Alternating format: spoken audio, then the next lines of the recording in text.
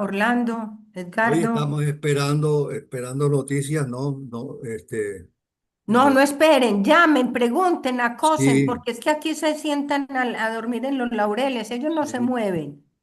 sí es cierto. Eso hay Eh, que presionar. bueno, nuestros primos, ya nosotros estamos rodeados de italianos por todas partes y nosotros no. Mm. Y yo Tenemos, inicié todo de primero, sí, hace 12 años o más. Váyanse rápido para Italia porque los africanos van en millonadas para allá. no, y en España también, la Canarias ya creo que hay gente viviendo en el agua, Sí, porque pero, no pero caben. como Italia está vacía, ya entonces van a llenar esa vaina. Hay que Sí. llenarla con gente. Italia, el problema del sur, sí, el problema del sur es que está vacío, porque todos los del sur, como no hay oportunidades aquí en el sur, se van para el norte.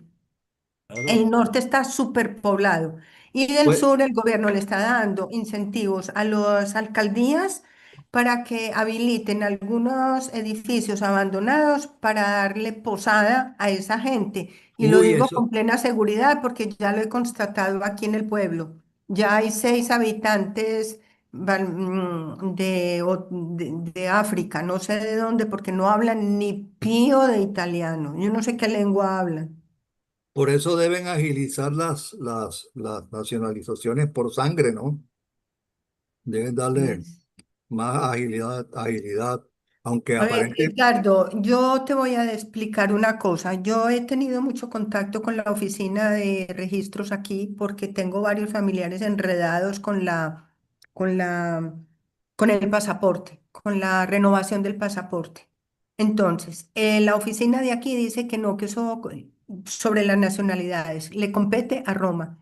Cuando digo, bueno, ¿y Roma qué dice? Ah, no, y Roma responde, no, es que el de Bogotá no han mandado las cosas. No, eso lo descentralizaron, ¿no? No, pero espera, y sí, Por entonces en regiones. Bogotá uno pregunta y dice, no, no, no, es que Roma no responde, y entonces es un círculo vicioso y eso se está eternizando. Entonces, por lo que hemos hablado algunas personas y que hemos tenido algún conocimiento de estas diligencias, creemos que es el mismo gobierno que está ralentizando, está volviendo muy lento los procesos, porque... para que entren los africanos.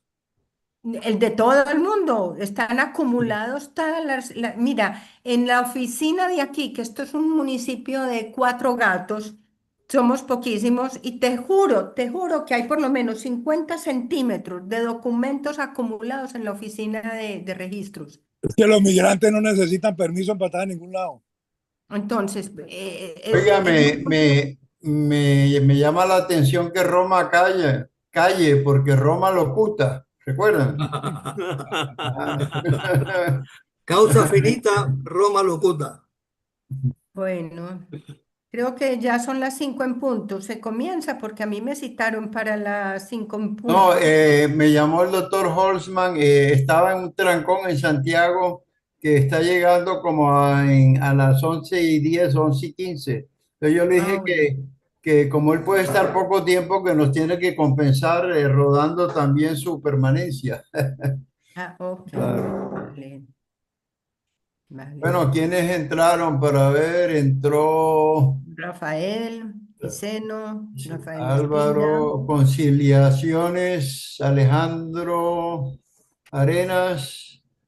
Hatem, ¿quién es Atem? Atem, ¿quién es? Jesús Alfredo, ¿cómo está Jesús? Alfredo Jiménez Barro, ¿cómo está el canal? Muy bien, todo por aquí bien. No se lo han llevado. Con mucha agua.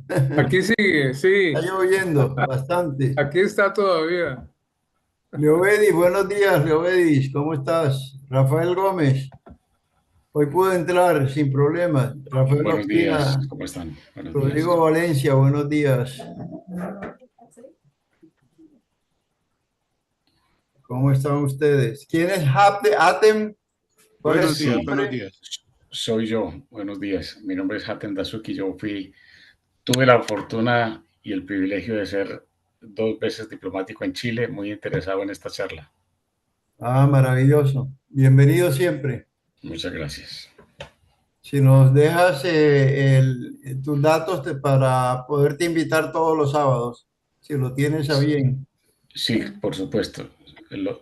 Creo que los puedo compartir aquí en un chat, ¿cierto? Sí, señor. Sí, Ya lo sí, tengo. sí. Rafael Quiseno, buenos días. ¿Cómo está Santiago, Muy Rafael? buenos días, queridos hermanos y contertulios. Santiago en pleno verano. Hola, Rafa, ¿cómo estás?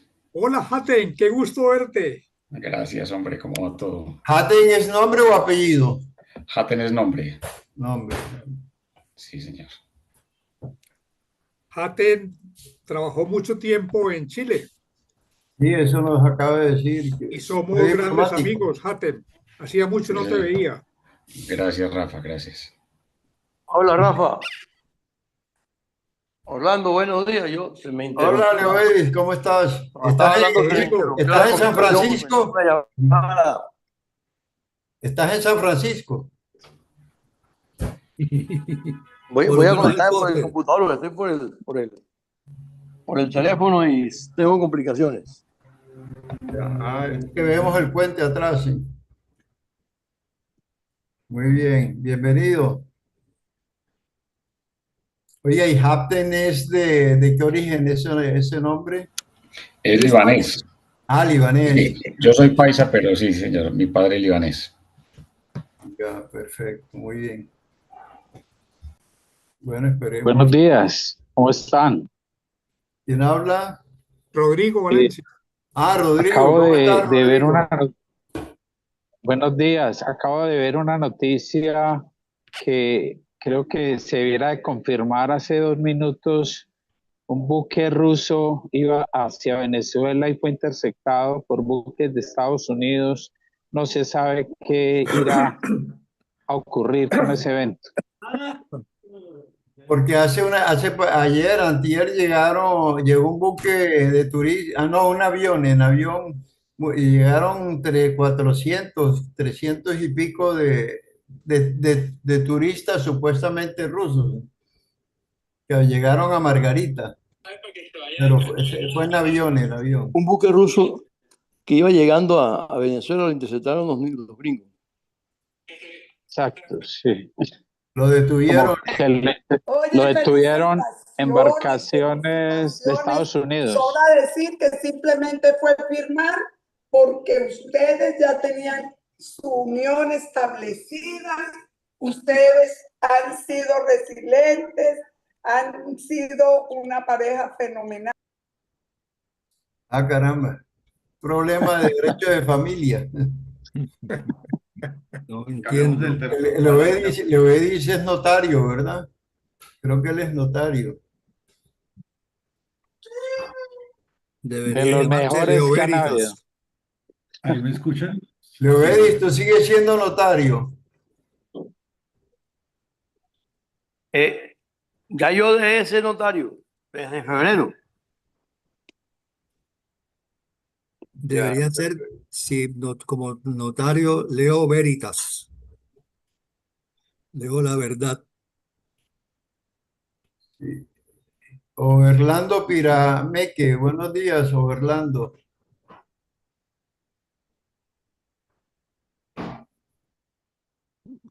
Mientras Orlando contesta, buenos días, Orlando. Roberto Hola, don Ramírez te Robert, ¿cómo saluda. está usted? ¿Qué ha habido? ¿Estaba Bien, perdido? te saludo a ti y a los pomerillos hoy desde la hermosa ciudad de Pasto. Caramba, ¿y qué haces por allá? Cuéntanos. Estoy en una tarea de carácter profesional, como estoy gerenciando un proyecto con una entidad del Estado de rediseño institucional, estoy haciendo aquí una visita y hoy sábado haciendo contacto con algunos amigos y dialogando de la realidad y las dificultades que hay en el territorio, con temas como la seguridad, con temas como el desarrollo de unos elementos de infraestructura, bueno, en fin una problemática que parece bastante extendida y común en todo el país. Y por ahí tuve una entrevista en una emisora de aquí de cobertura de Nariño. Y bueno, trabajo y política, hermano. ¿Y cómo va la política? Cuéntanos. Pues yo de día trabajo desde noche y fines de semana manzanilla, como decía un amigo. Bien, bien, nuestro candidato Fajardo, ustedes ya lo ven. Esta semana Robledo, que es nuestro líder en materia de Congreso, propuso a la representante Pedraza como cabeza de lista de la coalición Ahora Colombia. Y ahí entramos en una construcción con la propuesta que tiene el nuevo liberalismo de que sea Alejandro Gaviria.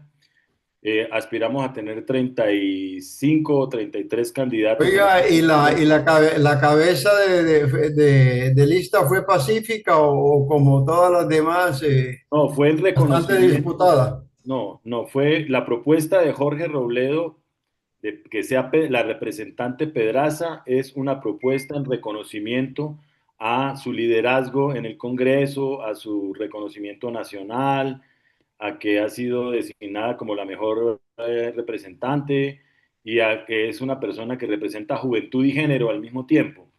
Entonces, creo que es una buena oferta. Vamos a ver cómo evolucionan los diálogos al interior de la coalición, pero pues ahí en eso va la política, en eso va nuestra oferta. Vamos a tener 100 candidatos de la coalición, lo cual es algo muy, muy robusto. Perdón un segundito que me está llamando el doctor Holson. Tranquilo, ¿Y tranquilo. cuántos candidatos a la Cámara? Estamos construyendo las listas de Cámara en todos los territorios, en primera instancia en la búsqueda de una oferta como la de la Coalición Nacional para el Senado. Pero hay que ser franco de que esa convergencia, esa unión de las tres fuerzas políticas territorialmente es muy difícil. Tenemos unas buenas listas en Antioquia, tenemos unas buenas listas en Cundinamarca, tenemos Santander está trabajando mucho en ello, la costa, pero desafortunadamente el territorio no es homogéneo y en diferentes partes hay diferentes discusiones. El caso es que aspiramos a tener unos 100 candidatos en el Senado y otros 100 o algo así para las cámaras en diferentes partes del país. A mí me parece bien porque yo creo que en la política hay como una especie de que tiene más valía ser senador que representante, pero la Cámara, yo pienso que a la Cámara la han descuidado la derecha porque aparentemente hay un sesgo hacia la izquierda de la Cámara y eso no es bueno que la Cámara esté sesgada hacia ningún sentido porque la Cámara maneja la comisión de acusaciones Sí, y es uno de los aspectos, la pero además comisión. representa el territorio, que es el gran valor, es que la Cámara es el agregado de los territorios. Entonces, 178 curules, si la memoria no me falla, son las de base de la Cámara de Representantes. Y recordando ahora que todavía esto, y es que en ese mismo día se definen unas curules de paz que no se intersectan con las curules constitucionales o las tradicionales. Entonces, los territorios ameritan, Edgardo, mucho trabajo y impulso, y no hay que descuidar los territorios, y una forma es tratar de hacer eso. Aquí, por ejemplo, en Nariño, hay que decirlo, ahí todavía está muy incipiente, no se ha logrado desarrollar un diálogo fuerte y robusto para tener una lista de 5 candidatos, y esta mañana estuve reunido con un líder nuestro, un concejal acá de la ciudad de Pasto, y bueno, vamos a ver qué sale, pero a los territorios necesitan mucho trabajo, sí señor, tiene Cuando razón. habla de territorio son las antiguas intendencias, ¿no? No. Cuando hablo de territorio es en la teoría de centro-periferia, es Bogotá y el resto. Mira lo que pasa en Antioquia, mira lo que pasa en el Valle, mira lo que pasa en Oiga, Santander. perdone, ahí aparece la letra H. ¿Eres Guillermo Holzman? Guillermo, ya entraste. Aparece un H. No, ese es Gustavo Socha. Mm, ya, perdón, sí, perdón. Sigue, Roberto. Entonces decía que cuando me refiero a territorios me refiero a todo lo diferente a centro, que es muy, muy rico, muy diverso, muy potente. La provincia. Sí, pero que tiene un reto articulador duro y es diferente a la perspectiva o visión que se da desde el centro o desde la nación. Entonces, cada departamento tiene sus cositas, sus fortalezas y sus circunstancias, entendiendo que hay unos más fuertes que otros. Yo soy de los llanos, yo soy de Villavo y le tengo mucho afecto a mi Orinoquia y mi Amazonia, viví en Leticia mucho tiempo. De hecho, si Dios permite, estaré el próximo fin de semana en Mitú, donde las dificultades son todavía mucho más profundas, pero de las que existen, como existen en la provincia en general. Ya. Esa es la búsqueda. Entonces, por eso fue que, que Claudia fue a darse unos baños allá en el Orinoco. Ahora, sí, pues es tiempo de campaña que unos bailan champeta, otros se dan champú, bueno, en fin. Baños y Orinoco, yo no sé, suena. Pero sea para elogiar que al menos en este momento se da el esfuerzo de aproximarse a unas realidades que existen, que son muy nuestras y que en la cotidianidad no las tenemos tan presentes, ¿no? Sí, ella Sí. estuvo, me parece que estuvo en el río Tomo, en una suerte de excursión de estas agroturísticas. El río Tomo pasa por Marandúa, si mal no recuerdo, Marandúa es la sede de la base aérea nuestra del oriente colombiano. Oiga, ¿y cómo va Marandúa? Porque eso fue un proyecto de Belisario que anunció me No, acuerdo, no se me olvida, un sábado, eh, y pensando sí, quizás lo en mencioné en la Brasilia. certeza, lo mencioné en la certeza que lo ibas a recordar. Sí. Sí, Quizá Belisario como él pensaba en una Brasilia colombiana, ¿no? Con Marandúa. inauguró Marandúa, pero déjame señalarte una frase que recordé en estos días con ocasión de un artículo de prensa de un amigo llanero, un periódico llanero. Belisario en ese tiempo mencionó, por aquí hay pocos votos, pero mucha patria, haciendo alusión a que el país poco invierte en regiones apartadas por su falta de potencia electoral, de ser potencia electoral. Y ese es el desequilibrio de las cámaras, ojo, ese es el desequilibrio de las cámaras.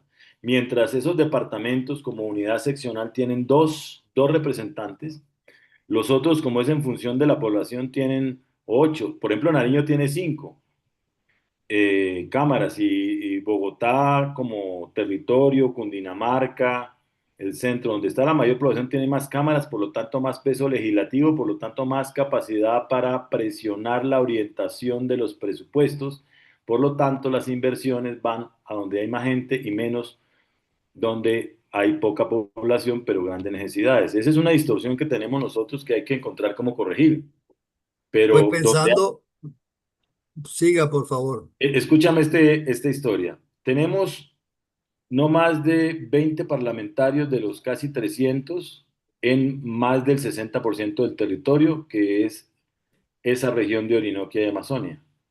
Entonces la representatividad territorial es muy pobre. El 10% de las cámaras versus el 60% o en representación del 60% del territorio.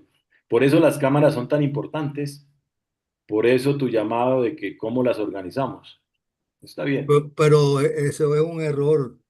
Bueno, el centro, como siempre, el centro, porque si no se hace presencia en los territorios, la colombianidad se va diluyendo un poco en la frontera, ¿no?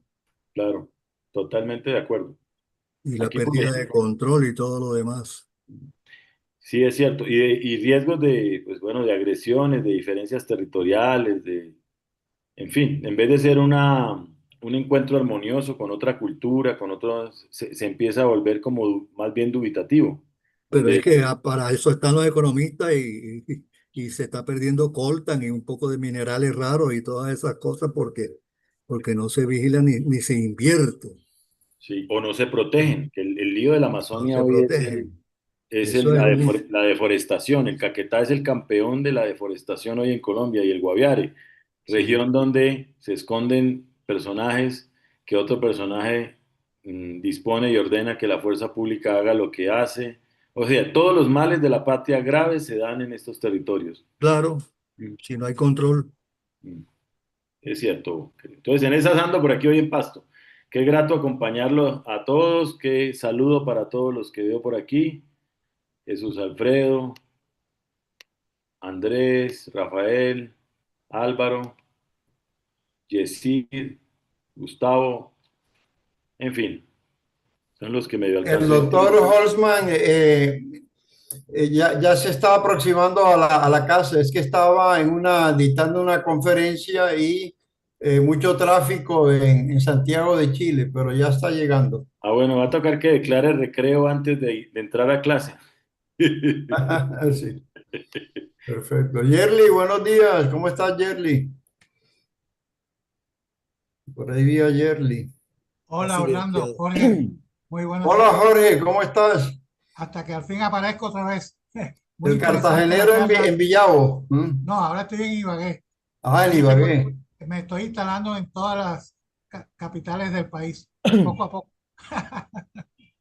Muy bien. Orlando, buenos días. Soy Obedio Hola. Martínez. Oye, lo que pasa es que me conecté por el celular y Sí, tuve dificultades con la comunicación. El sábado sí. pasado tuve que desconectarme porque no te escuchaba. Pero bueno, no, me preguntaba que si yo era notario, ya no soy notario. Yo dejé de ser notario desde el mes de febrero de este año. Ahora vivo en Valledupar. Aquí estoy dedicado a mis cosas, mis lecturas, mis escrituras. De vez en cuando por ahí tomo clases en posgrados, de vez en cuando. ¿Y Fíjate. terminaste con escoliosis de metacarpio, de tanto firmar? No, salí muy bien, salí perfecto. No tengo ninguna secuela. No tengo secuelas de eso. Todos mis amigos notarios tienen escoliosis de metacarpio de tanto firmar. No, yo salí Haces como bien. el codo tenista. Nada, Otros le dicen brazo ninguna de de esas oro. afectaciones me sufrí. Así que no hay por dónde por ahí. Un Doctor, saludo a todos. doctor Llovedis, ¿cuál es la Señor, diferencia entre un notario de los Estados Unidos y el notario colombiano? Por favor. bueno, le cuento, el notario de Estados Unidos es una persona, primero no requiere ser abogado, y lo que él hace es dar fe de la persona, autentican documentos. Ellos no hacen escritura, no tienen protocolo. eh, y tienen, es una actividad concomitante con cualquier otra actividad.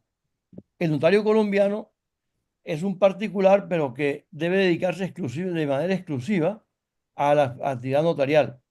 Eh, Además de dar fe pública, elabora, autoriza escrituras y lleva protocolo, lo que no tiene el notario norteamericano. Bueno, perdone, ya llegó el doctor Guillermo Holzman. Guillermo, buenos días. Bueno, ¿Qué tal? Muy bienvenido buenos y días, pa'lante. Orlando. Gusto en saludarte. ¿Qué Un tal gusto ese en saludarte. tráfico? Uy, horrible. Además con un calor también que es muy pesado. Así que, pero ya hemos logrado llegar afortunadamente. Un agrado verlos, saludarlos y poder compartir con ustedes algunas ideas y totalmente dispuesto para todas sus preguntas. Muy bien, entonces como estás corto de tiempo, empecemos. Pero eso sí, nos compensa los 15 minutos. Sí, no, con todo agrado, no con Ok, ningún problema. gracias. ¿Qué tal, Roberto? ¿Qué tal? ¿Cómo está? Muchas gracias, doctor Guillermo. No, gracias a ustedes. Sí, Entonces, Yesid comienza a preparar para la grabación y iniciar nuestra tertulia del día de hoy. Por perfecto. silenciamos micrófonos.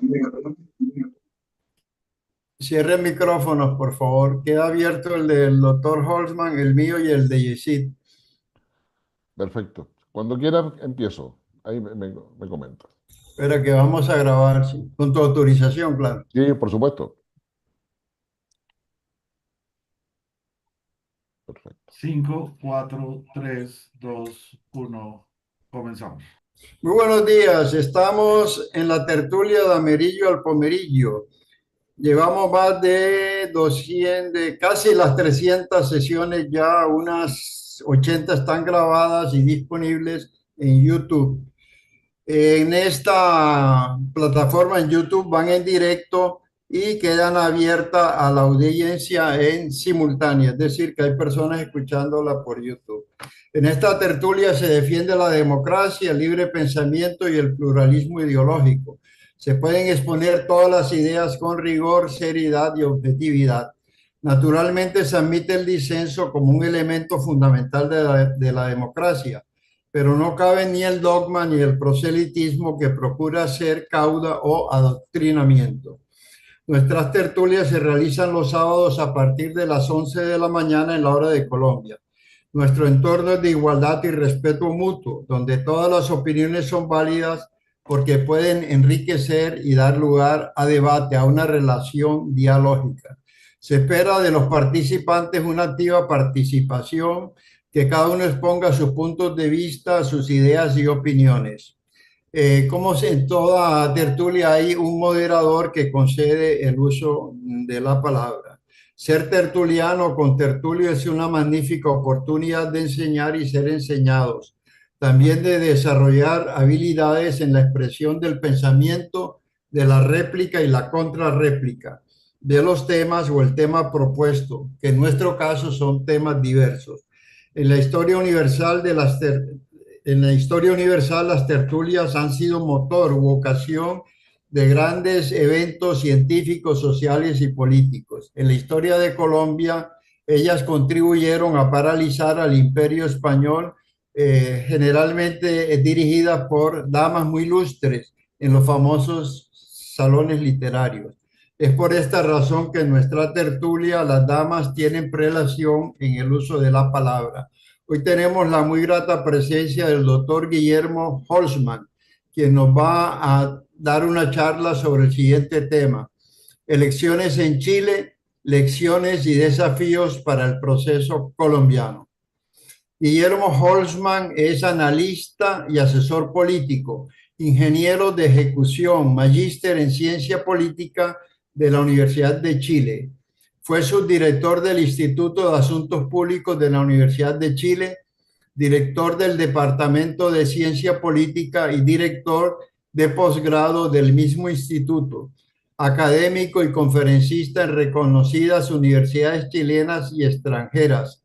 Es consultor nacional e internacional de reconocido prestigio, con experiencia en los ámbitos de seguridad y defensa, estrategia corporativa, inteligencia, prospectiva, análisis político, seguridad ciudadana y anticipación estratégica. Es autor de libros, articulista, conferencista internacional. Guillermo, su presencia nos honra mucho. Le voy a conceder el uso de la palabra de manera ilimitada para usted. Cuando termine habrá una sesión de preguntas y respuestas. Es suyo el uso de la palabra. Adelante, Guillermo.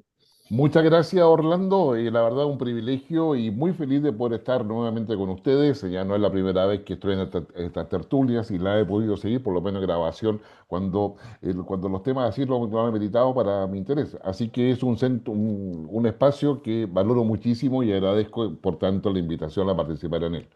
Empecemos.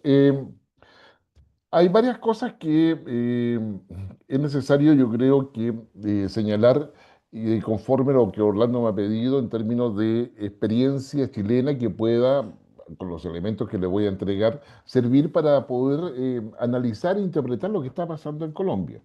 Quizás lo primero se hace señalar que acá en Chile hay una fragmentación política, una fragmentación ideológica y una fragmentación social, que es, yo diría, común a todos los países, incluso a aquellos europeos que consideramos como más sólidos en términos democráticos. El segundo punto es que hay un proceso de debilitamiento de la democracia.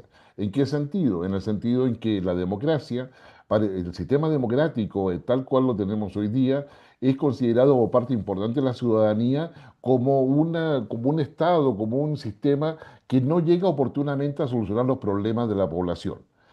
Llega siempre tarde, es reactivo y no satisface realmente las aspiraciones que tiene la sociedad respecto al rol del Estado.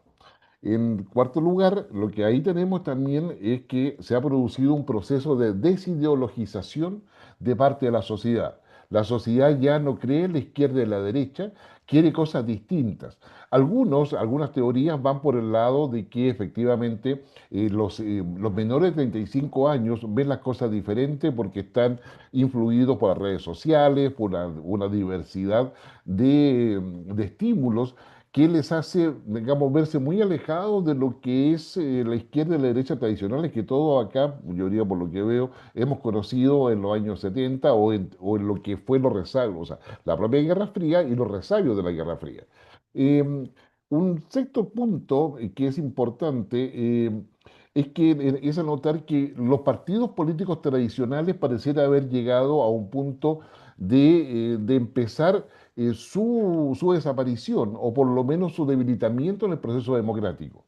los electores que deciden la elección no votan por los partidos tradicionales. Y esto ha pasado tanto en España, en Francia, recordemos nada más la llegada de Macron a Francia, que finalmente debilita tanto al Partido Socialista como al Partido de Derecha de la época, y lo propio ha pasado también en España, en Italia, etcétera.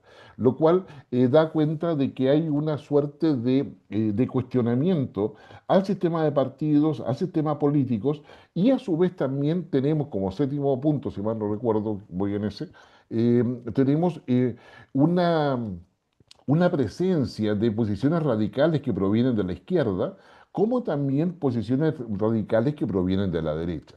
La izquierda aparece mucho más consolidada, si se quiere, en términos de una minoría intensa, que logra rearmar los distintos grupos que hay en la sociedad, justamente en virtud de las expectativas no cumplidas por el Estado.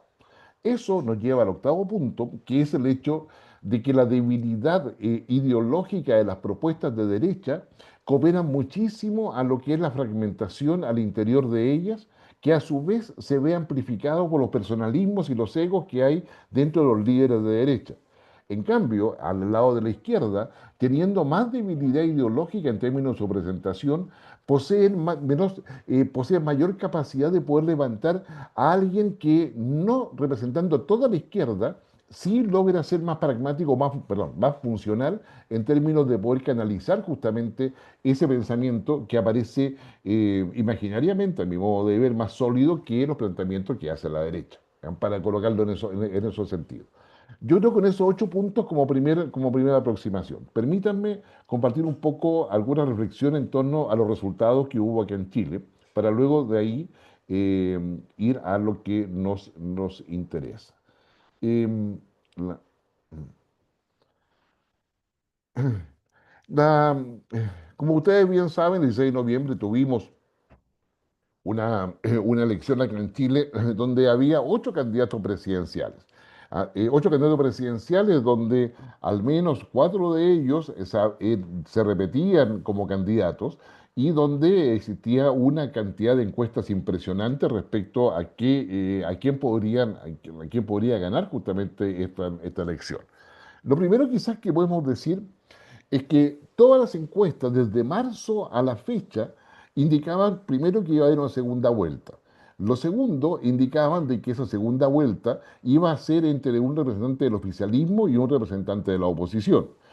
Posterior a que el oficialismo, que acá en Chile está compuesto por el Frente Amplio, que es una izquierda progresista de nuevo cuño, que tiene un origen en el anarquismo, digamos, más básico, pero que va avanzando con elementos que están asociados a Rosa de Luxemburgo, que están asociados a Gramsci, que están asociados a Kautsky, dentro de la vertiente del neomarxismo que todos conocemos, y que finalmente, digamos, luego del estallido social que hay en el año 2019 acá en Chile, estos 3 partidos, que es Revolución Democrática, Comunes y Convergencia Social, se transforman en una sola coalición denominada Frente Amplio, que es la que está gobernando ahora y que lidera como jefe de Estado Gabriel Boric. Al lado de ellos está el Partido Comunista, un partido que es muy antiguo acá en Chile, surgido a inicio del siglo XX, y al lado de ellos, mucho más hacia lo que podríamos llamar el centro, está el socialismo democrático que reúne al Partido Socialista, al Partido por la Democracia, a la Democracia Cristiana, al Partido Radical, que es el partido más antiguo de Chile, pero que en estas elecciones no logra obtener los mínimos exigidos en las leyes para poder mantenerse como partido y que está cerrando hoy día sus puertas por fuera, está terminando su vida como partido político. Eso es lo que es ese espectro de izquierda. Y la derecha está compuesta por una coalición que se llama Chile Vamos, donde está Renovación Nacional, que es un partido liberal tradicional, liberal primero con grupos conservadores, pero que es absolutamente tradicional desde el punto de vista del planteamiento de derecha que todos conocemos. Al lado de ello está la Unión Demócrata Independiente, más conocida como la UDI, que es un partido de base conservadora, digamos, neoliberal, digamos, en muchos de sus planteamientos, bueno, llevados desde la economía a lo que es la sociedad, a la aplicación del tipo de sociedad que ellos plantean. Al lado de ellos está Evópoli, que es una mezcla entre la UDI y Renovación Nacional, es decir, un partido liberal con un claro sentido social, pero que también en estas elecciones, al no conseguir los votos mínimos o los escaños mínimos para mantenerse como partido, está en vía de desaparición.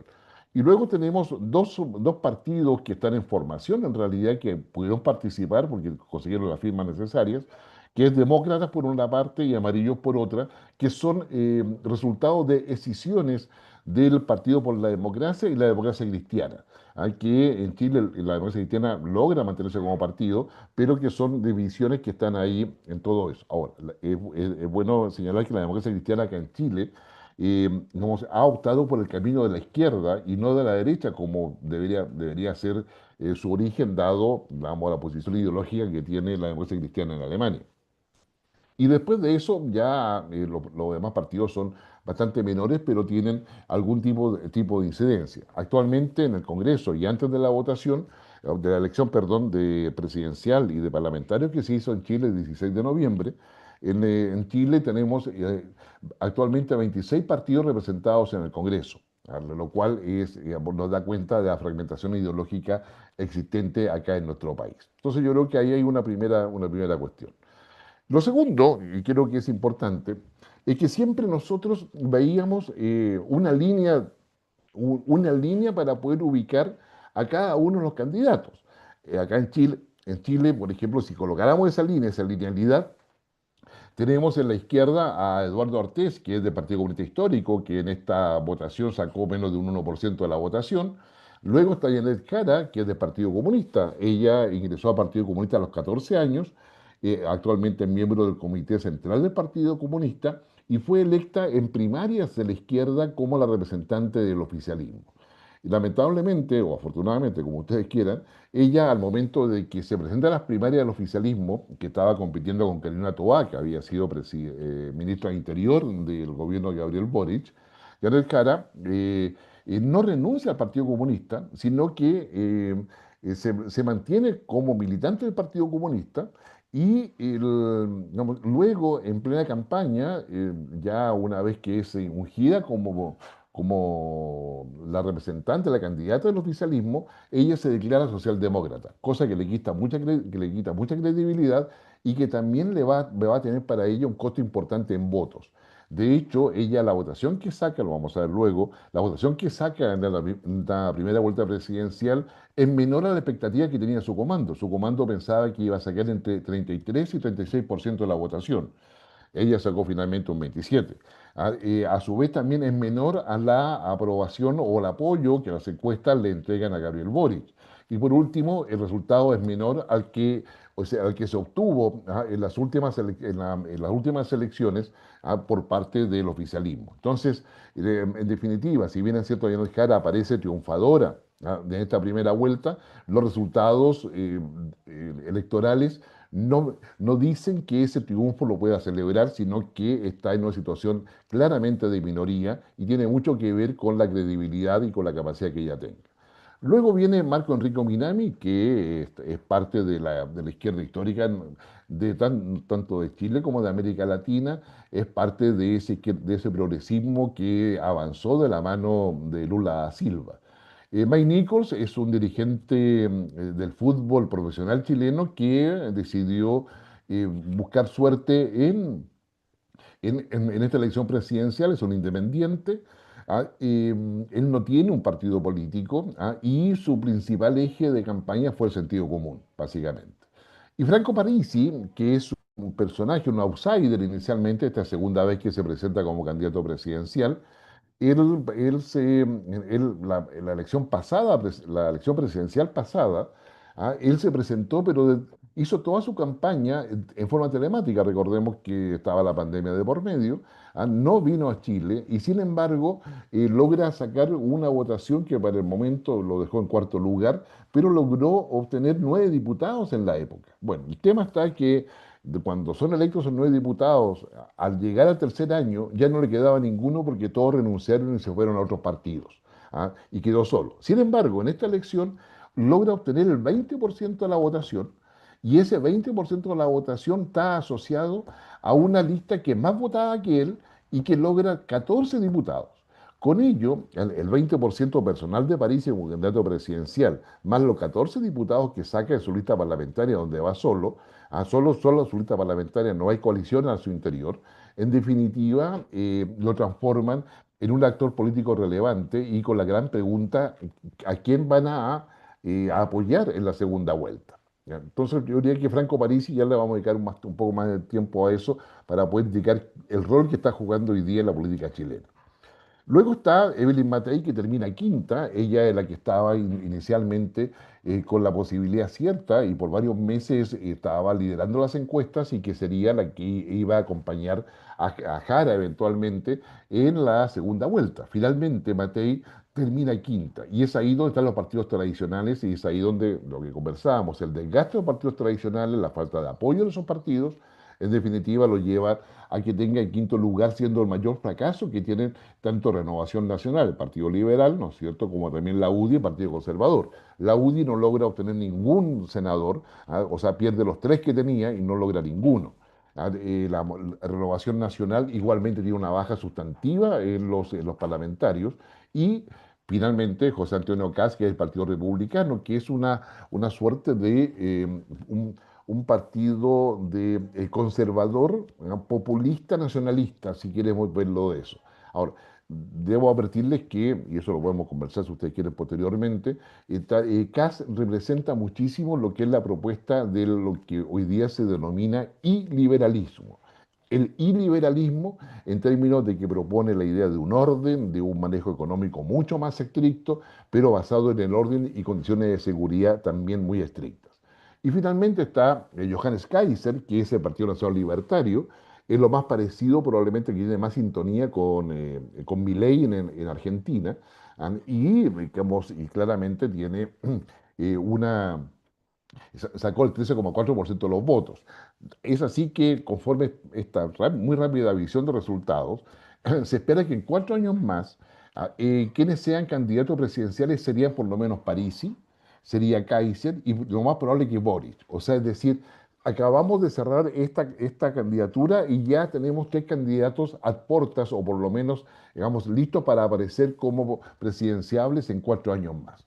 Lo cual transforma la democracia en una suerte de mecanismo de distribución de poder, pero lejano de la necesidad de la sociedad. Yo creo que esa es una primera reflexión en torno a ello.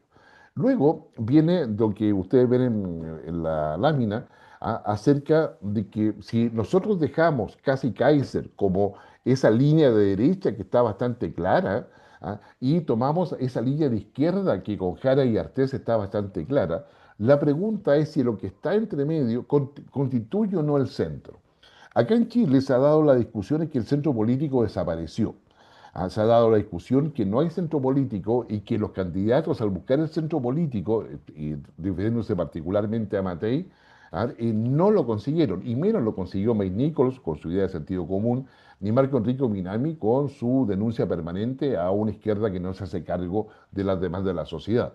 En esa perspectiva, entonces, yo diría la primera afirmación que quisiera hacer, provocativa en todo caso, es que el centro, o sea, lo que se ha perdido es la linealidad. Las únicas líneas que son identificables son las que están a la izquierda y a la derecha, que sería casi Kaiser, que es posible colocar una línea ahí,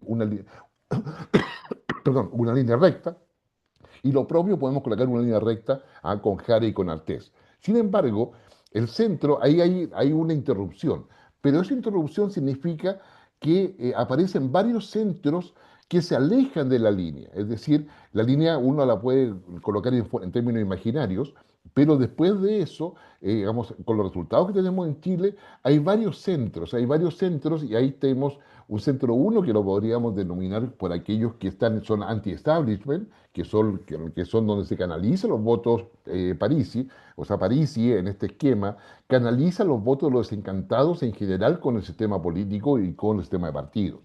Un centro 2 que son, yo diría, el voto pragmático. Acá debo señalar de que acá en Chile, en esta elección, se incorporaron un poco más de 5 millones de nuevos votantes. 2 millones que son aquellos que no votaban, porque anterior a esta elección el voto era voluntario, y 3 millones aproximadamente que votan por primera vez, considerando que en Chile hay inscripción automática y voto obligatorio. Por lo tanto, acá convergían esas dos exigencias en términos de esos 2 millones que votan obligatoriamente y que antes no votaban, y 3 millones que votan por primera vez obligatoriamente. Y esos elementos, esa cantidad nos lleva a cerca de un 25%, si uno toma todas las encuestas que se han hecho en Chile, los estudios electorales que tenemos a la vista, hay un 25% que es un voto pragmático. Es un voto totalmente pragmático y que lo deciden normalmente como máximo 10 días antes de la elección. Por lo tanto, es un voto que no se refleja en las encuestas. Esto es importante porque si vemos los procesos electorales presidenciales de Ecuador, ¿no es cierto?, el de Bolivia recientemente y el de Milei, nos vamos a dar cuenta que las encuestas no daban cuenta de, o sea, no le apuntaron, dice uno en términos cotidianos, o sea, no fueron capaces de predecir los resultados tal cual se pensaba. Por ejemplo, ninguna encuesta acá daba a Matei en quinto lugar, ninguna encuesta daba a París en tercer lugar. ¿Ah? Sí habían encuestas que con posibles contendientes en segunda vuelta, pero es evidente de que las encuestas se equivocaron.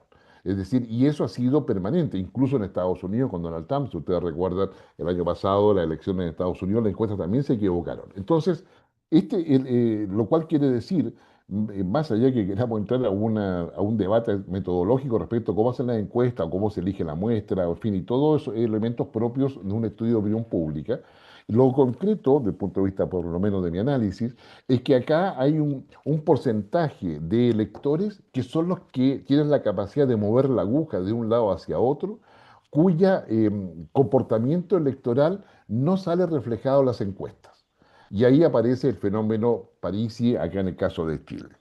Hay un centro 3 que tiene que ver con, lo diría, con los que no le creen a nadie, y van por la disrupción. O sea, que son que es un nicho disruptivo que finalmente vota por el que menos consideran que puede salir electo, pero solamente porque ninguno de los candidatos lo satisface ni cosa parecida.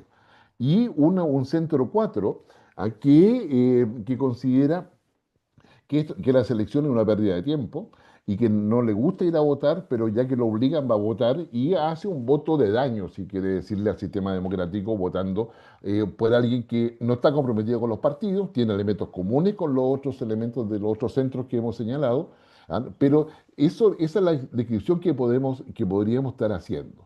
Es decir, el gran problema de punto de vista de la observación tradicional de la línea política es que nos aferramos a que esa línea existe y que el centro existe. Lo que hoy día tenemos es que hay un centro imaginario que nosotros nos tenemos en la mente, pero no logramos ver las hipérbolas que representan el centro 1, centro 2 y centro 3. Es decir, hay una serie de elementos alrededor que lejanamente, digamos, estarían definiendo el centro, pero ya no en términos lineales. O sea, esto de centro-izquierda, o centro-derecha, o centro-centro-izquierda, o centro-centro-derecha, o centro-derecha-derecha, centro-izquierda-izquierda, que antes nos movíamos permanentemente en esa línea, lo que ha demostrado la elección en Chile y también otras elecciones acá en el continente, en América del Sur, es que ese centro está difuminado, que está asociado a pequeños grupos que mediante hipérbola tienen conexiones entre ellos, pero conexiones que son débiles, y donde quizás lo más llamativo es que necesitan tener algunas características para poder dar su voto a los candidatos, que es que el candidato tenga capacidad de liderazgo, es decir, que muestre capacidad y voluntad de ejercer el poder, que tenga credibilidad, que genere confianza, y sea transparente, o sea, es decir, no esté asociado a corrupción. Esos 4 elementos aparecen como reiterativos en las cualidades de estos electores que estamos definiendo en 4 centros distintos y que giran alrededor de estos 2 extremos que son las 2 líneas que tenemos allí. Entonces, eso yo creo que es interesante. Si gusta, después podemos ver cómo se llega a esto. La forma en que se llega a esto es porque se instala en Chile en algún minuto el sistema proporcional. Y sistema proporcional en una tantas fórmulas de Danton, Danton tiene más de 70 fórmulas en todo caso, en unas tantas fórmulas, esto se mueve, esto permite de que que haya un crecimiento de partidos políticos, pero en los extremos, no en el centro. O sea, digamos, no en términos para conseguir mayoría. Y esto acá en Chile fue incentivado, iniciado, propuesto y finalmente aprobado con la presión de la izquierda, con la aprobación de los partidos de derecha tradicionales, particularmente Renovación Nacional, y otros que finalmente hicieron este cambio de sistema electoral que hoy día nos tiene en un grado de fragmentación muy importante. Lo otro relevante que no dije es que el Partido Comunista en Chile tiene una votación de nicho muy asegurada que varía entre el 6 y 8%. Entonces no pasa desapercibido el hecho de que o sea, prácticamente todos los partidos de izquierda, incluyendo el Frente Amplio con el cual gobierna hoy día, tengan desconfianza del Partido Comunista. El Partido Comunista no ha movido como un solo grado su posición ideológica que era y sigue siendo la extensión de lo que era el Partido Comunista Soviético, es decir, un partido marxista-leninista, y eso, digamos, el Partido Comunista Chileno no lo ha perdido. De hecho, este Partido Comunista ha tratado de acercarse al Partido Comunista Chino, pero no ha tenido una respuesta muy alentadora, porque son partidos comunistas completamente distintos. Si gusta, ahí podemos hacer muchas más consideraciones, pero el Partido Comunista es el último bastión en América Latina de un partido comunista que sobrevive en un ambiente democrático y que sobrevive, digamos, no siguiendo la ruta de destino que ha tenido ni en Cuba, ni en Nicaragua, ni con otro nombre en el propio Venezuela. ¿Ya? Entonces, acá se está buscando socios. El Partido Comunista requiere socios en ese sentido y probablemente ustedes me puedan hablar mucho más de eso, de cómo sucede en Colombia. Entonces, yo diría que ahí hay un tema. Lo segundo, a esto lo voy a mostrar muy rápidamente porque no es la idea. Esos son los partidos políticos y lo que está acá arriba son los pactos que se enfrentaron en esta oportunidad a través de la lista parlamentaria y lo que son las presidenciales acá en Chile. Los pactos para diputados y senadores, y ustedes ven que hay muchos partidos, y el señor, como ven, vamos a ver ya cómo quedó todo esto en su minuto. Acá, una gráfica, estoy tratando de mostrarles cosas que no aparecen en los medios de comunicación normalmente, por si acaso, para no hacer una repetición de eso.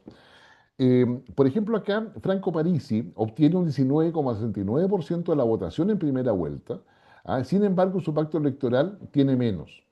O sea, aquí la fuerza electoral está en manos de Franco Parisi, digamos, y el pacto electoral fue bastante menos. Al contrario, Janet Jara, Partido Comunista, insisto, obtiene un 26,85%, o sea, un 27%, pero eso pareciera incoherente, ¿verdad?, con el 37,4% que sacan los parlamentarios. Es claro que aquí está socialismo democrático, es decir, hay mucha gente de izquierda, en consecuencia, que no votó por Janet Jara, pero sí votó por sus parlamentarios.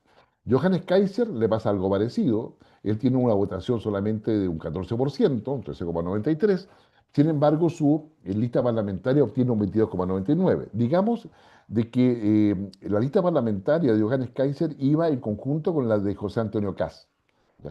Digamos, por lo cual hay un beneficio ahí en términos de que si tú veías, yo quiero votar por Kast, pero no me gusta el candidato parlamentario o parlamentaria, voto por el de Kaiser. Y ahí yo creo que hay un trasvasije de votos que favorecen a Kaiser. La votación de José Antonio Kast en términos de lo que él obtiene como candidato presidencial y la obtención de su partido está dentro del margen de error, digamos, y él es el más coherente, en definitiva, entre la fuerza política. Digamos que el Partido Republicano se transformó en una de las principales fuerzas políticas en el Congreso, dicho sea de paso. Y Evelyn Matei, que saca 12,48, ella como candidata presidencial, sin embargo, los partidos obtienen mucha más votación en la elección parlamentaria, y lo cual da paso a la crítica que se le puede hacer a la forma en que manejó su campaña, a su liderazgo, que tiene dentro justamente lo que se llama el sector acá de derecha. Entonces, tenemos, yo diría, eso. El tema de la participación, muy brevemente, acá tenemos 85,3%, o sea, hay un 15% de abstención de gente que no va a votar, pero que es más o menos constante con todos los anteriores procesos electorales que Chile se ha vivido. ¿Ya?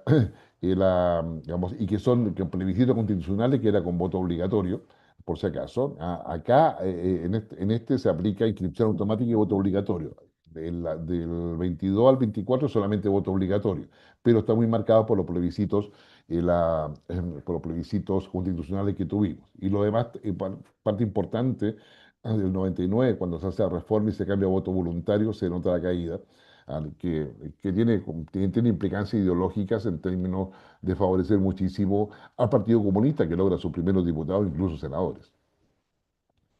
La comparación nulos y blancos la coloqué porque creo que es relevante en términos, si bien, si bien los votos nulos y blancos no son votos válidos, ¿ya? Vemos que a nivel de presidente, ¿ya? Está dentro de márgenes normales, normalmente a nivel internacional, o por lo menos los estándares que uno se mueve en análisis político, a un 4 o 5%. Ya el 5% es preocupante, pero menos del 5% está dentro de los márgenes normales de gente que vota nulo o blanco, porque que incluso, digamos, con esos porcentajes ni siquiera alcanza a ser considerado como voto de protesta, digamos, porque es muy marginal. Sin embargo, los votos nulo y blanco y diputados senadores son interesantes. Un 20,04 en el caso de diputados, y un 17,26 en el caso de senadores. Esto es preocupante porque da cuenta de que las alternativas que se presentaron no satisfacían para nada las demandas de parte del electorado. Y ahí podemos, o sea, en parte esto se debe a que habiendo muchos partidos, la gente que está trabajando todos los días, todo el día, que no sigue la política directamente, no entiende la diferencia entre uno y otro, y ante la confusión, que sería la primera explicación que uno podría dar, prefiere votar nulo o blanco porque no quiere darle el voto a nadie que no conozca y tiene mala opinión de la política en general. Esto es importante porque en el actual escenario para segunda vuelta, para Yanet Jara, la idea de poder, o sea, el principal desafío de Yanet Jara en la segunda vuelta es de dónde sacan los votos para poder acercarse al 50%. Y la verdad es que no tiene de dónde sacarlos, salvo que de París se saque algunos votos. Mi opinión personal como analista es que un máximo de 20% de los votos de París se va a ir a Yanet Jara. Un máximo de 40% de los votos de París se va a ir a José Antonio Kast, y el resto se va a ir a nulo o blanco. Esto significa en la práctica de que el voto nulo o blanco va a ser parte de la oferta electoral que el ciudadano va a... Recordemos que esto lo hizo eficientemente, al menos en términos de expuesta a su posición, Evo Morales en la reciente elección presidencial en Bolivia. Entonces, el voto nulo blanco pasa a ser ahora una sombra que, si bien es cierto, no es válida en el conteo oficial o los porcentajes finales que se dan a conocer, finalmente va a pasar a ser parte de un análisis bastante entretenido. Yo considero que lo más probable es que los votos nulos blancos en la segunda vuelta presidencial estén más cerca del 20%, y ojalá que no sea más, porque sería un problema, básicamente. Van a estar alrededor del 20%, ojalá mucho menos, pero yo diría, viendo estos votos nulo blanco, donde da cuenta de que el ciudadano está dispuesto a votar nulo blanco, sin lugar a dudas nos da todo un desafío en términos de interpretación. Los resultados presidenciales, como ustedes bien saben, son esos. Kast saca 23,9, Jara 26,8, prácticamente 3 puntos de diferencia entre ellos. Y ahí está el resto de la votación de los otros candidatos. Y Franco Parisi con 19,7, que es la verdadera, yo diría, revelación de este proceso electoral. ¿Ya? Y van viendo de que el resto, hay tres que son totalmente marginales desde el punto de vista de votación. Evelyn Matei, que ya lo comentamos, y Johannes Kaiser, que termina siendo, afianzando su plataforma política y de partido, y que le permitirían ser candidato en la próxima elección. Teniendo presente que ustedes recuerden de que en Chile no hay reelección, es decir, dura 4 años y no puede ser reelecto. Entonces, luego vemos la votación por candidatos según género y rango etario. Creo que esto puede ser interesante, y por eso la dejé esta cosa. ¿Y quiénes son los que votan? Por ejemplo, los mayores de 54 años, un 28 votó por Jara. Lo propio también en mujeres, digamos, y mujeres un 10% más. Bueno, ustedes pueden seguir el análisis de todo ello, pero quiero ir solamente a colocarle a Parisi, que es la suerte de outsider anterior y que hoy día aparece nuevamente con un discurso. Él estaba proponiendo, por ejemplo, devolverle el IVA a las mujeres. O sea, perdón, devolverle el IVA de los medicamentos. Es decir, tú vas a comprar un medicamento, y devolverle el IVA, como que el IVA no sea parte del costo. Eso tuvo mucho impacto. Igualmente proteger a la mujer, ayudarla, darle mucho más ayuda directa, etcétera. Y son cosas que fueron muy, muy relevantes. Y aquí vemos que en los menores de 35 años Parisi tiene una clara preferencia respecto a los demás candidatos y también en mujeres ya menores de 35 años. ¿Ya? Acá hay claramente una fotografía, donde uno puede decir, a ver, ¿por qué menores de 35 años por París? Y ahí hay que ir a ver cuáles son sus propuestas concretas para poder entender de qué él canaliza el descontento general independiente, como se llama, o sea, el independiente que lo llamamos pragmático, anti-establishment, etcétera. Finalmente París canaliza algo. ¿Ya? Y eso estamos hoy día todavía acá en Chile discutiendo sobre qué significa todo eso. Y hay obviamente muchas opiniones. Si queremos verlo con respecto con la primera vuelta del año 2021 acá en Chile, vemos que baja su performance electoral, si lo vemos de esa manera. La fuerza de Boris y Proboste, que era quien era candidato con respecto a Jara, también baja del 37 al 26. Es decir, Sichel Matei, digamos, se mantienen, o sea, no hay mayor novedad. O sea, es decir, digamos, Parisi, digamos, que sacó un 12,8 en 2021, ahora sube. Entonces, por eso es toda la explicación que he dado a ese respecto. Artés, Artés ya lleva, creo que esta sexta postulación a la presidencia que lleva, ya tuvo un 1,5 y sacó un 0,7, mientras que Enrique Minami tenía un 7,6 y ahora bajó estrondosamente a un 1,2. Entonces, hay una serie de cosas. Acá están los resultados de diputados y senadores, muy rápidamente, no voy a hacer el análisis pormenorizado, pero ahí se ve lo que están. Lo importante yo diría que va a ser lo siguiente, ahí están nuevamente los partidos, qué sé yo, y solamente destacar los 14 votos, los 14 diputados que saca el PDG, al Partido de la Gente, que es el partido de Parisi, ¿ya? Y que transforma en bisagra en la práctica. ¿Por qué? Por esto. Hoy día en la Cámara de Diputados hay 18 partidos, electos ahora a raíz de la elección reciente, hay 18 partidos representados en diputados. O sea, se baja, había 21 anteriormente, yo he hecho 26, efectivamente 26 tomando Senado y diputados. Hay partidos que actualmente están representados en Senado y no en diputados y viceversa. Bueno, la nueva conformación de partidos está con 18 partidos en diputados. La mayoría está levemente inclinada hacia la derecha, que es toda acá, pero el Partido de la Gente es el que hace toda la diferencia. O sea, el Partido de la Gente se transforma en un partido bisagra. En términos de la terminología tradicional de la ciencia política, el Partido de la Gente sería un partido atraparlo todo, como se dice la teoría.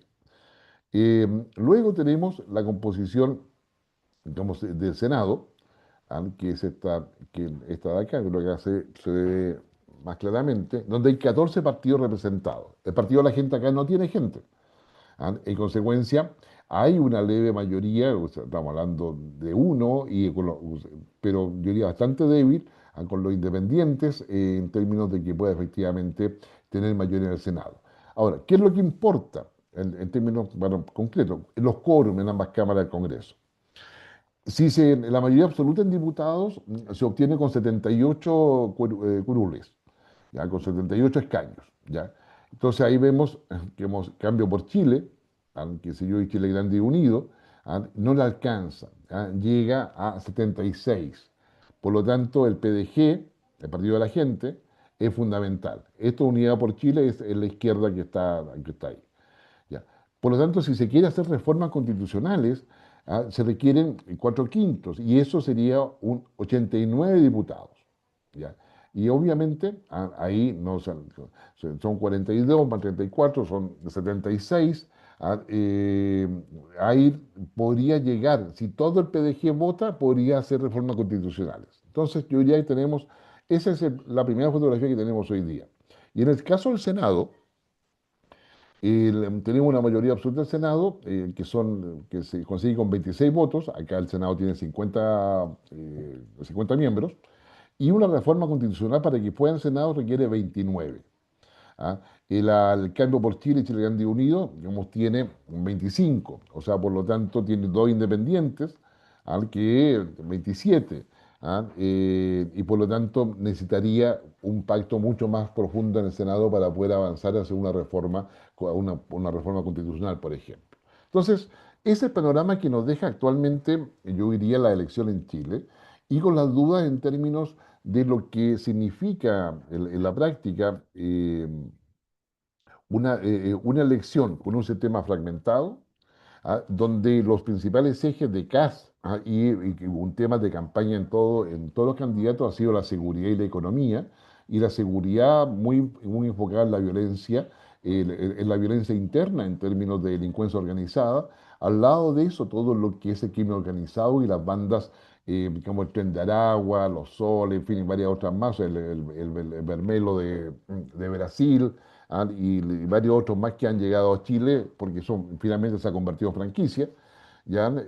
Todo lo que es la inmigración irregular particularmente, ha aumentado en Chile la trata de personas, ha aumentado en Chile el contrabando, la falsificación. Nuestra economía informal está en alrededor de un 38% conforme cifras oficiales.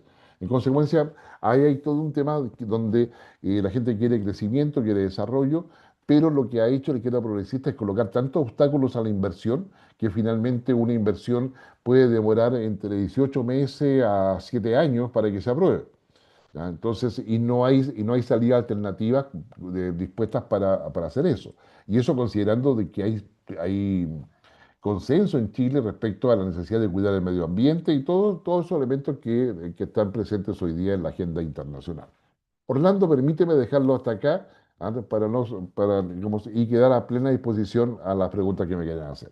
Muy bien, entonces pregunta Humberto Tequia.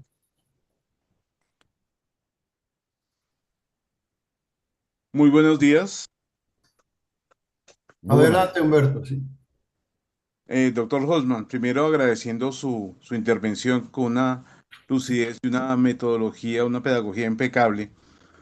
Agradecerle esta visión que muchas veces se nos pierde a la distancia. Doctor Holzman, veo yo que en América Latina se está dando un fenómeno de elección reaccionaria, o sea, no estamos votando por el candidato que nos sirve o que nos lleva unas buenas ideas, sino por el que puede reaccionar contra el gobierno anterior o contra ideas anteriores. Y esto es fruto de un proceso que se ha recogido por muchos años, que como usted decía, nos viene una guerra fría trasnochada y tenemos unas ideas completamente trasnochadas, un polipartidismo que nadie sabe ni en definitiva cuál es su ideología ni qué piensa, y un fracaso total de los sistemas tradicionales de la política latinoamericana. El surgimiento de tantas ideas, tantos líderes dispersos y hasta locos en sus ideas, muchos de ellos elegidos, otros no, pero sí, si no es en la presidencia, es en las elecciones locales o regionales en cada país, están haciendo que estemos llegando a un sistema más reaccionario que práctico. Y eso incide en que nuestros países están marcando números negativos en el desarrollo, en el bienestar social, cuando el mundo está caminando hacia otras cosas. Entonces, lo que habíamos ganado, por ejemplo, entre el 95 y el 2005 o 2010, veo que se está perdiendo completamente. Y esto se ha vuelto casi que un imperio de la delincuencia, del narcotráfico y cualquier tipo de sistema delincuencial. Entonces, ¿qué podría suceder para que volvamos a encontrar líderes, digámoslo, relativamente coherentes y conscientes de los países que tienen y que eso se lo logren transmitir a sus electores, que muchas veces también votan por reacción y cero por inteligencia? Muchas gracias, doctor Hosman, desde Cajicá, en Colombia. Adelante, sí. Ya. Gracias, Humberto. A ver, la pregunta agradezco la pregunta, pero también bajemos la expectativa porque no tengo la capacidad de poder hacer milagros desde acá. ¿Ya? A ver, primero se requiere eh, tener no solamente líderes, sino que valores que alimenten los líderes. La democracia es un medio, no es un fin. Y lo que hemos caído es pretender que la democracia es la que nos entrega la libertad, la igualdad y la justicia. Y sucede que la democracia es el instrumento mediante el cual nosotros somos capaces de cautelar y garantizar nuestra libertad y sobre eso construir igualdad y justicia. Estos dos enfoques no son menores. Los hombres bien formados, los hombres que están preocupados, con hombres, por favor, hablo de hombres y mujeres, no entremos en esa dinámica del género, pero como los miembros de la sociedad en general son personas que están en disposición de poder construir un bien común. Uno lo que se encuentra es que en la fragmentación de la sociedad tiene que ver con gustos, expectativas y la manera en que ellos ven la calidad de vida. Sin embargo, la fragmentación en la élite política es por la lucha por el poder dentro del metro cuadrado en el cual cada uno se mueve. Y ahí tenemos una gran diferencia. Y cuando tú llegas a ser parte de la élite y a querer mover, casi te autoconvences de que tú eres la solución de todos los problemas del mundo y no eres capaz de construir ni un espacio de diálogo, ni un espacio de convergencia, ni un espacio de cooperación respecto a lo que se quiere hacer. O sea, a lo que se quiere hacer, porque no se habla de los valores. Cuando la libertad es más importante, ¿ya? Digamos, es posible construir una mejor propuesta. Piénsalo como una suerte, como pasa en la familia. Si la familia sufre no sé, un desastre natural, aun cuando los padres, hijos, abuelos, tíos, todos los que vivan en la casa estén peleados, van a entender que la unidad respecto a lo que significa la familia es lo que lo va a salvar para enfrentar todo eso. ¿Ya? No el pensamiento de cada uno. Entonces yo creo que acá hay una falencia en términos de poder transmitir de que el liderazgo político, cuando se basa en el personalismo o en la posición egocéntrica de cada cual, porque todos somos inteligentes, o sea, todos tenemos alguna capacidad, ¿sí? El desafío es cómo logramos avanzar hacia una posición. Ahora, dicho todo eso, si se logra en el tiempo que Colombia le queda, y permítanme que sea un poco atrevido en decirle esto desde Chile, si logran ustedes construir un candidato que sea fuerte en lo valórico, digamos, en los valores que defiende, sea creíble, no sea corrupto, y tenga una capacidad de proyección, ya sea que tenga o no historia política, pero se le alimenta adecuadamente y esté en disposición de eso, creo que habría un buen paso adelante.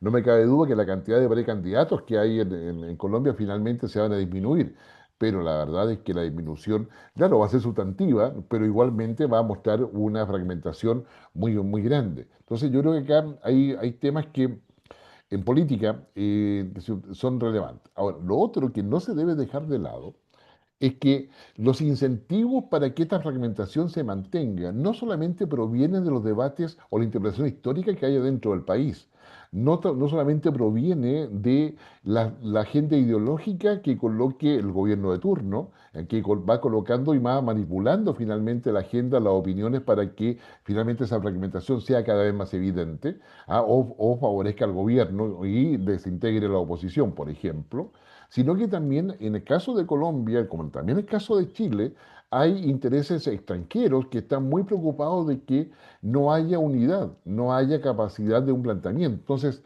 acá en el fondo hay una entrega involuntaria, espero que sea involuntaria, de la soberanía de cada nación. Acá en Chile lo hemos visto. Yo creo que en otros países también es reconocible, pero hay una preocupación por esa soberanía. Y eso nos lleva a que el electorado que observa esto, que no está dentro de los grupos de élite, en definitiva consideran de que lo mejor es una posición mucho más extrema. No es muy distinto a lo que ha pasado en Italia con Meloni. O sea, por ejemplo, Kast acá en Chile está mucho más en línea de Meloni.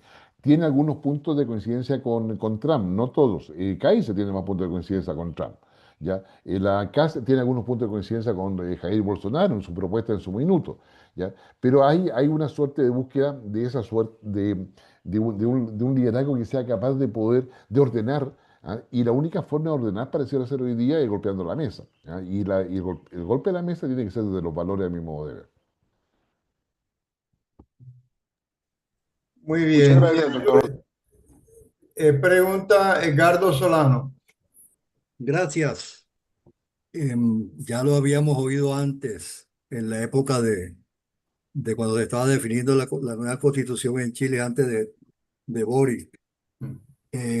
Y bueno, y eso me lleva a hacerle un comentario sobre el proceso de una palabra bien difícil de pronunciar, desideologización de, de la política chilena y no sé, y ojalá de la gobernanza. No sé cómo llegaron y cómo permitió la academia llegar a la... No quiero calificar algunos artículos de la Constitución que se proponía como la definición de la diferencia entre sexo y género y esas cosas, cómo pudieron llegar a pretermitir lo que la ciencia y el sentido común definía y tomando como calificador del género la percepción, siendo esto algo volátil ante lo inmanente, como es la composición cromosomática.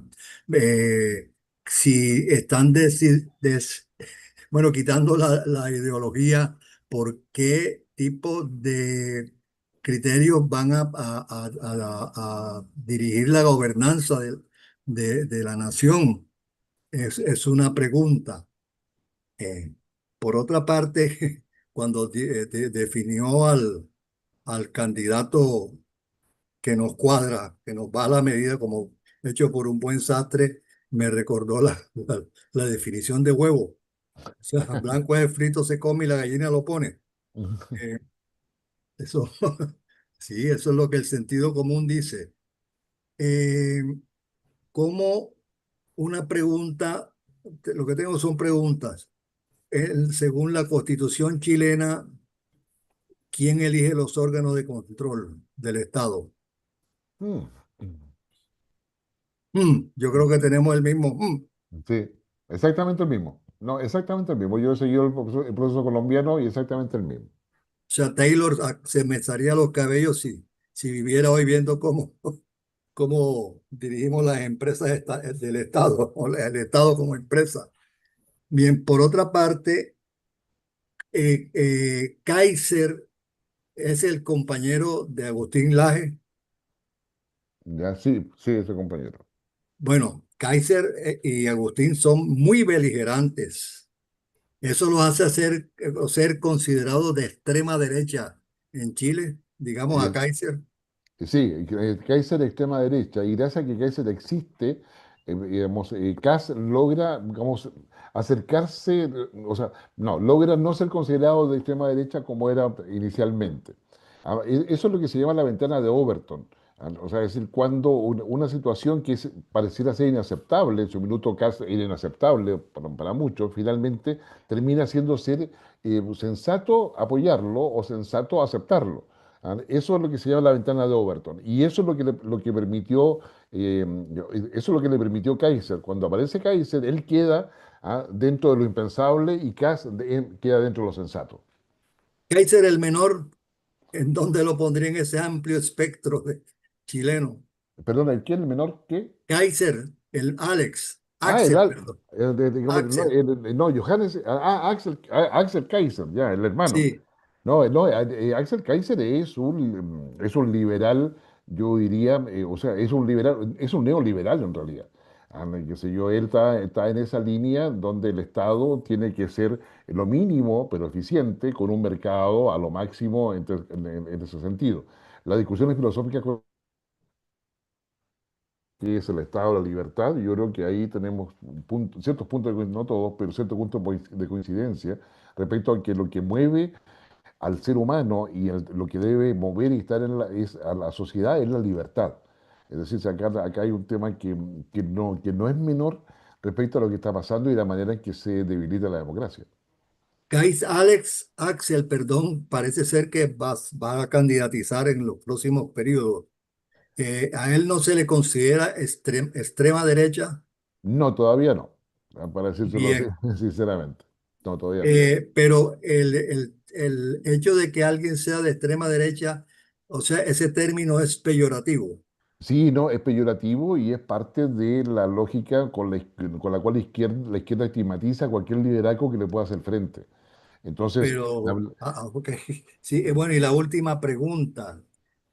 Si ¿cómo rige la Constitución para gobernar controlar el orden público? ¿Se puede hacer uso de la fuerza dentro de los límites de la ley o no? sí, se puede hacer uso de la fuerza. El presidente en ejercicio puede decretar estado de excepción por un máximo de 3 meses, el cual debe ser ratificado después de eso por el Congreso para que se mantenga, que es lo que ha hecho Boric desde que asumió, a pesar que toda su propuesta política iba en contra de eso. Finalmente Chile ha vivido con estado de excepción en la zona de la Araucanía, que es una zona sur, donde hay grupos indígenas extremos o radicales ya, que ejercen actividades terroristas y en la zona norte para el control de la frontera con Bolivia y con Perú. Pero y entonces, ¿cómo esos puritanos del centro, todos tiernos y que yo no sé cómo plantean el uso de la fuerza, cómo harían o qué plantean ellos en cuanto a controlar el orden en el país, siendo de centro y no siendo de una extrema derecha que predica por controlar el orden haciendo uso de la Constitución? ¿No? Ellos están en todo lo que es la derivada que viene desde el organismo internacional y particularmente de Naciones Unidas, de lograr una inmigración ordenada, justa, no me acuerdo, son como tres calificativos, donde el Estado, cada país se abre a recibir a todos porque la migración es un derecho humano, fue hecho por Naciones Unidas hace unos años atrás. Chile suscribió eso, por lo tanto todo inmigrante que llega acá, sea de forma regular o irregular, cuenta con el apoyo del Estado. Dado de que esto no ha significado aumentar considerablemente la presencia de inmigrantes irregulares, preferentemente de Venezuela y de Haití en segundo lugar, luego hay menores entre Perú, boliviano, etcétera, pero ellos en la zona norte han copado todo lo que es nuestra capacidad como Estado de dar educación, salud, etcétera. Entonces es ahí donde, frente a esa inequidad que el ciudadano chileno siente en torno a los derechos de los inmigrantes que han entrado en forma irregular y el Estado de Chile los protege, pero no protege a los propios, es donde surge efectivamente, digamos, esa tendencia a poder apoyar a candidatos que la izquierda denomina extrema derecha, pero que en realidad es una derecha mucho más nacionalista. Es decir, aquí lo que está en juego más que nada es el nacionalismo. Entonces, cuando uno empieza a mirar junto el nacionalismo con el populismo, que son esas medidas fáciles, porque la centro derecha acá no tiene medidas fáciles, tiene medidas estructurales, o sea, respuestas estructurales cuya implementación fácil demora más de 2 años. En términos de que hay que sacar una ley, hay que hacer una reforma en la estructura de un ministerio, poder tener más policías. Es decir, acá todo ofrece más policías, pero tener más policías significa formación de nuevos policías, significa muchas otras cosas más que demoraría 2 años. Es decir, un policía tú no lo formas en 4 meses. Entonces, yo diría, acá hay una cierta tendencia a pensar que estos temas se arreglan en forma inmediata. Acá yo diría, por ejemplo, yo diría, Kaiser se parece mucho más a Orbán en Hungría, si quiere hacer ese tipo de paralelismo. ¿Ya? Y Kast se parece mucho más a Meloni.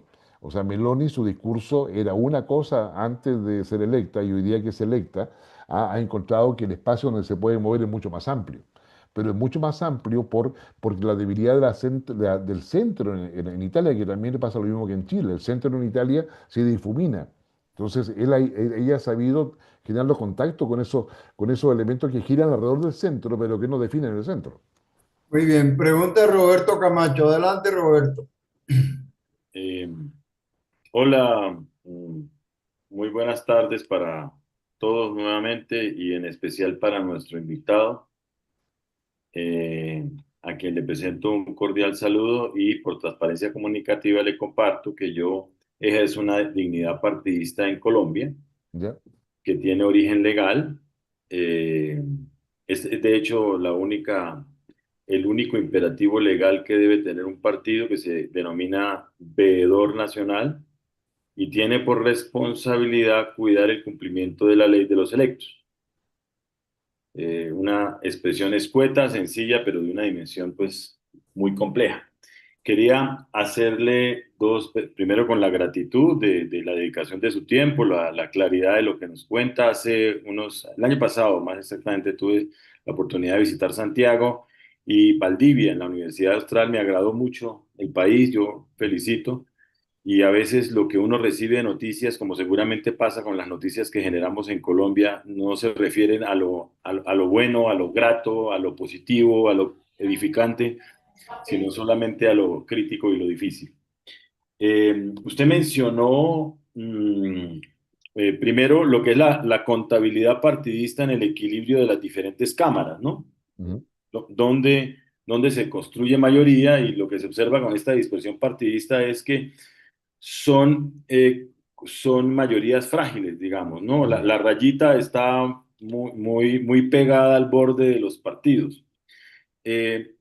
Pero esa premisa, esa mayoría se construye sobre la premisa de que hay unidad de cuerpo en los partidos, es decir, que todos los miembros del partido votan en el sentido que constituye la mayoría. Es una premisa.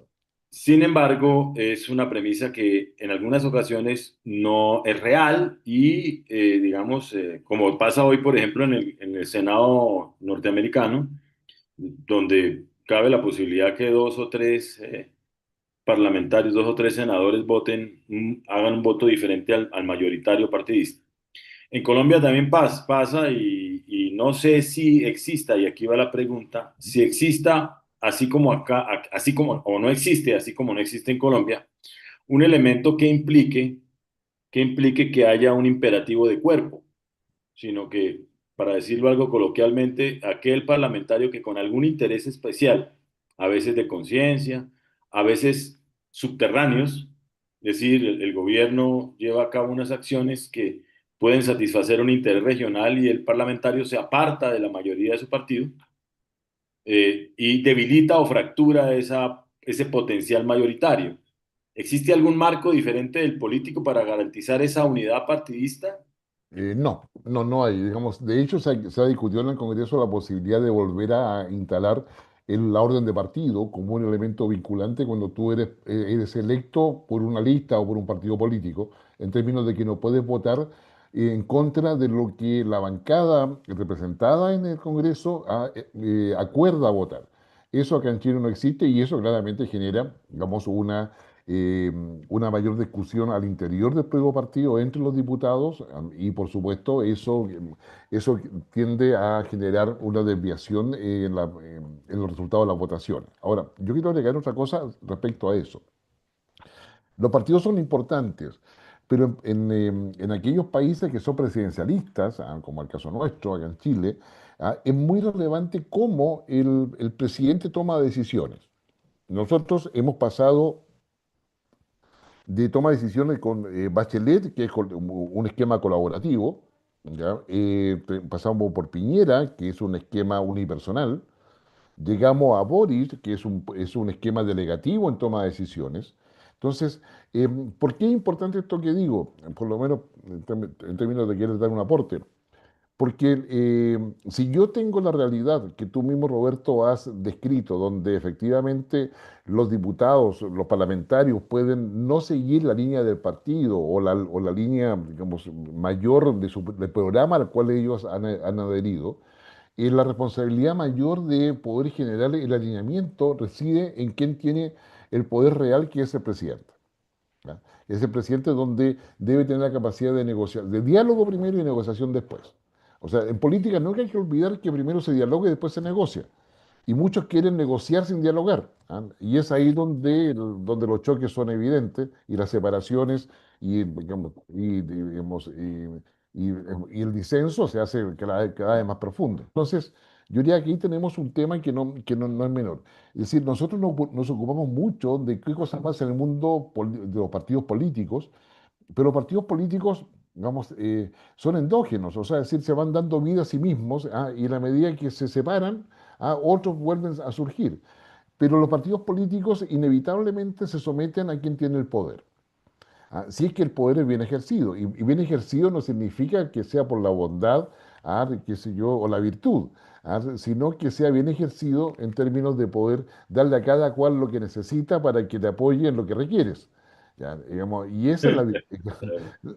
Claro, entonces yo diría que de repente nos centramos mucho en poder exigirle un deber ser a los políticos que ya por contexto, por evolución social no está dado. O sea, es como si tú quisieras pedirle, no sé, a tu hijo de 15 años que te apoye en todo lo que tú dices.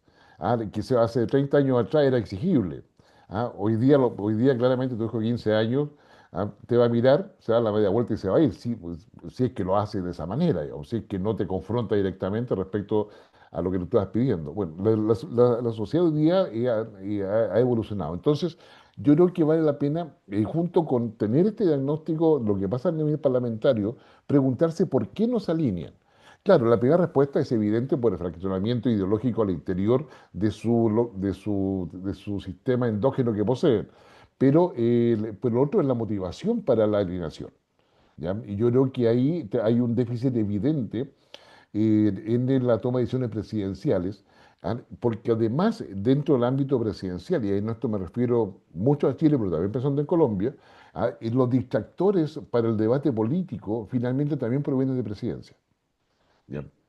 Entonces, digamos, y los distractores, acá en Chile han sido evidentes, claro, te, te dejan sin posibilidad de diálogo, y si no tienes diálogo no tienes capacidad de negociación.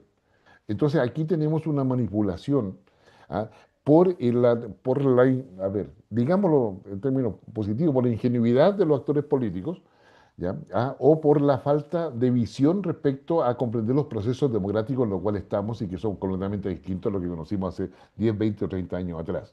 Si tú quieres alinear, tienes que satisfacer intereses. Si tú quieres alinear, tienes que identificar intereses. Pero el tema está que no identifican los intereses tuyos. O sea, porque todo parece ser que se identifican muy bien los propios, y quieren imponérselo a los demás. Bueno, ahí está el verdadero liderazgo político que hoy día se requiere. Desde esa perspectiva te haría la segunda pregunta con ocasión de lo que comentaste de París y el Partido de la Gente, donde en principio lo definiste como una suerte de elemento bisagra y después complementaste su definición o caracterización con un término más coloquial de llamarlo atrapalo todo.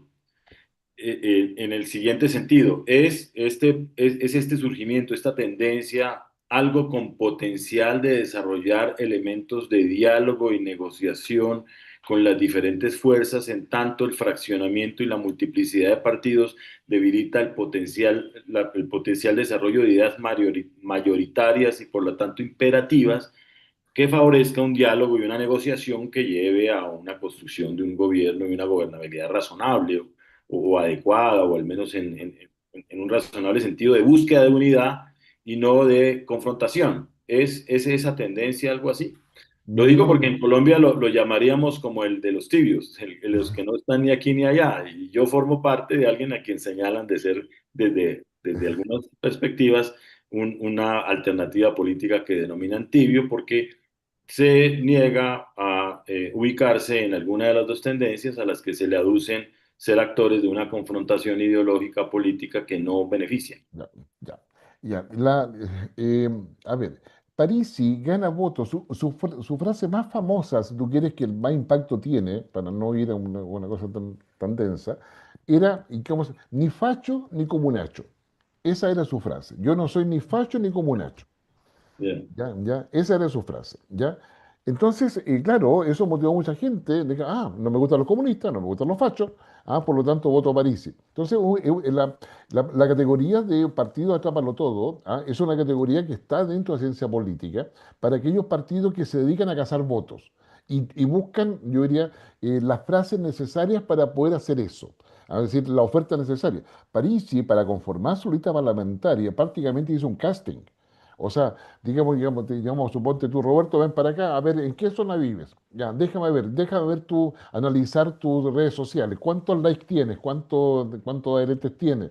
Vamos a preguntar, qué sé yo, digamos, a ver qué es lo que piensan de ti. Ah, sí, tienes potencial. Ah, y te ves bien, tu pelo blanco como te da seriedad, qué sé yo, en fin, o sea, te vamos a sacar una buena foto. Bueno, eso es lo que hizo Parisi para conformar su lista.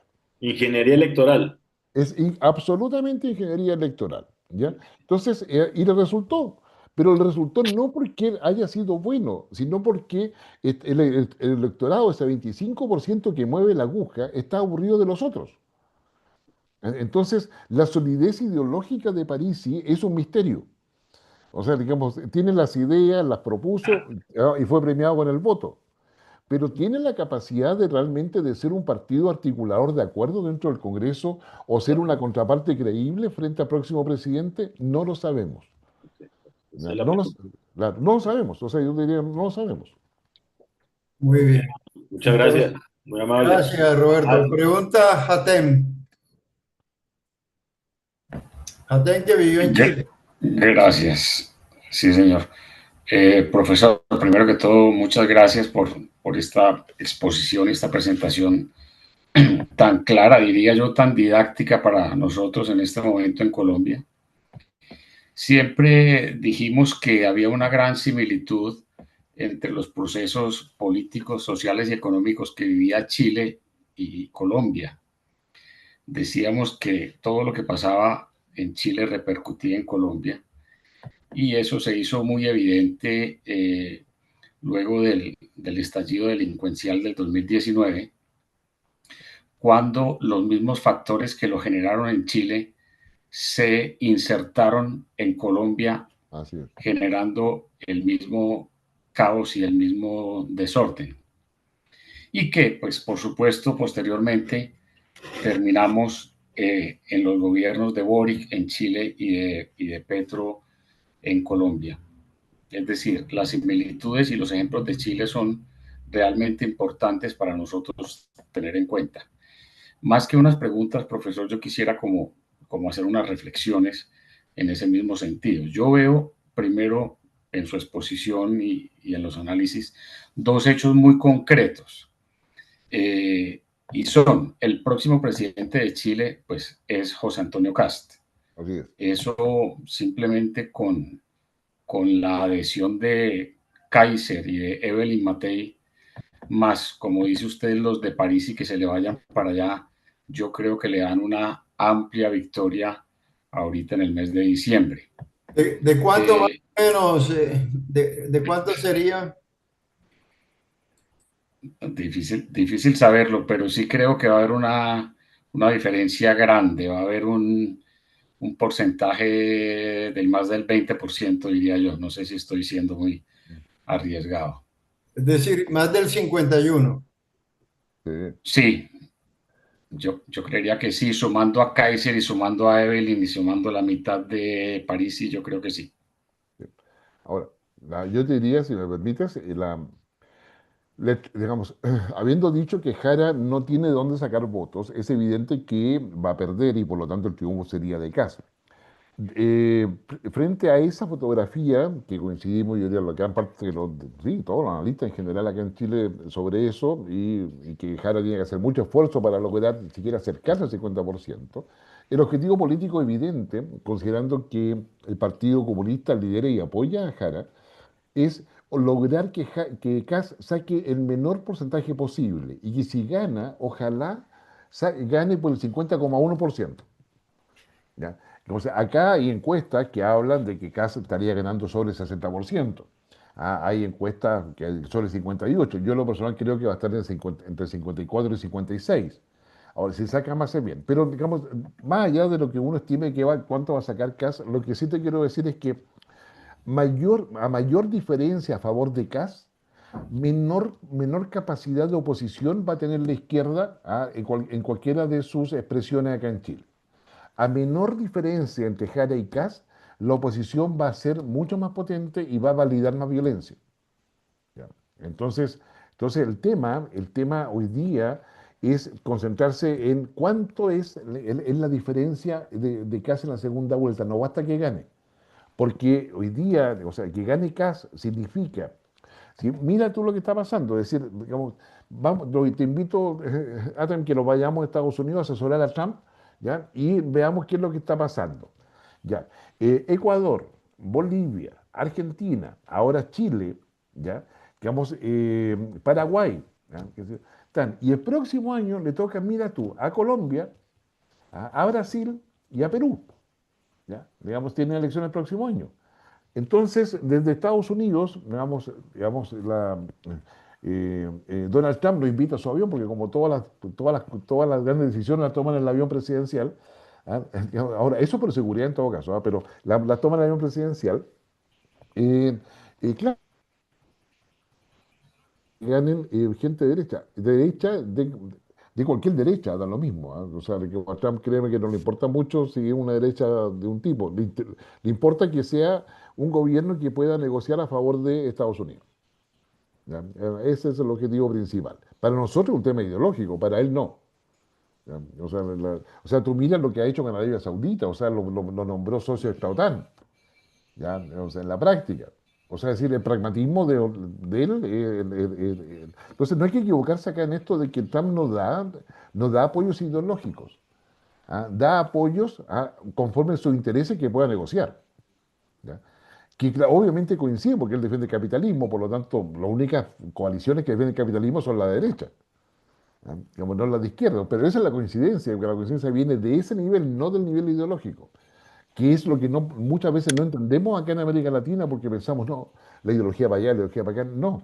Nosotros estamos enredados con la ideología porque nos llevan a eso, ¿ya?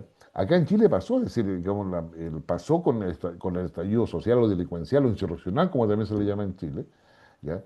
Que lleva a una crisis política de marca mayor porque llegó un minuto que acá es que la única forma de combatir la violencia es dando abrazos, ¿ya? Porque el amor puede más, ¿ya? O sea, claro, uno se ríe, pero de repente empieza, ay, verdad, si yo diera más abrazos no pelearía con nadie, lo cual es absolutamente mentira, ¿ah? Pero en el fondo, cuando te hacen dudar, ¿ya? de cosas básicas, es decir, cuando, el tema para terminar con la violencia y con la corrupción, etcétera, es que no haya impunidad. Para que no haya impunidad no requiere solamente tener a la policía, a las Fuerzas Armadas preparadas para poder luchar si es necesario contra esos elementos. Requiere que el sistema judicial y otros, digamos, cumplan con lo mínimo que necesitan. Entonces, digamos, acá yo diría, sí, las Fuerzas Armadas, de orden, las policías, etcétera, son muy relevantes, pero tiene que haber más Estado. Más Estado que funcione para que no haya impunidad. Los temas de impunidad, cuando se relativiza la seguridad, la impunidad se aumenta. Al aumentarse la impunidad, detrás está la corrupción. Al haber todo eso, el Estado se debilita, ¿ya? Y la democracia es reactiva permanentemente.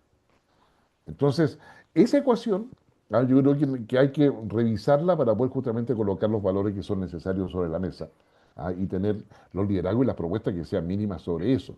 De alguna manera, yo te diría, tenemos yo diría cierta idea de que la derecha, si bien es cierto que en Chile fue dividida, digamos, yo creo que tuvo la capacidad también de poder dejar en evidencia la realidad, al que tal vez se hubiese tapado si hubiesen ido con una derecha unida, digamos. Yo creo que merece también un poco, a lo mejor, la fragmentación, o sea, el tema que se vive hoy día es, no es el mejor, sin lugar a duda, pero también puede ser una oportunidad. Entonces, quizás, y las oportunidades requieren que haya ventanas que se abran, o puertas que se muevan. Entonces, digamos, acá en Chile hoy día estamos discutiendo segunda vuelta con la probabilidad, yo diría, muy alta de que Kast sea presidente. Pero eso fue gracias a que habían 3 candidatos. Entonces, a lo mejor, veamos al revés. A lo mejor, claro, es pésimo que la derecha esté así de fragmentada, pero a lo mejor es la gran oportunidad para que eso no suceda posteriormente. Bueno, esa es mi reflexión. Disculpa. No, está muy bien, profesor, muy valiosa. Y digamos, me llamó mucho la atención, por ejemplo, que la cantidad de gente que se quiso replegar al centro, como Evelyn Matei por este lado y como Marco Enrique Sominami por el otro, porque pues Evelyn Matei, hija de un general de la Junta Militar de Pinochet, ¿quién podría pensar que se corrió al centro? Y Marco Enrique Sominami, fundador del Grupo de Puebla, por el otro lado, en la izquierda, ¿quién podría pensar que se corrieron al centro? Y me parece a mí que eso fue lo que castigó a la gente, la falta de coherencia, como usted lo mencionó ahorita, porque esa falta de coherencia y esa falta de valores y esa falta de principios, yo creo que están empezando a despertar a la población, a despertar al elector y están comenzando a castigar a la gente que no toma posiciones, sino que se mete al centro con la equivocada idea de que trayéndose al centro se van a traer mayores votos. Exactamente. Esa era O mi sea, reflexión final. sí. No, muchas gracias. O sea, acá, o sea, del momento que las encuestas no logran anticipar el comportamiento electoral de un grupo importante de la población, quiere decir que alguien no está conversando, no está viendo lo que pasa en la base social. ¿Ya?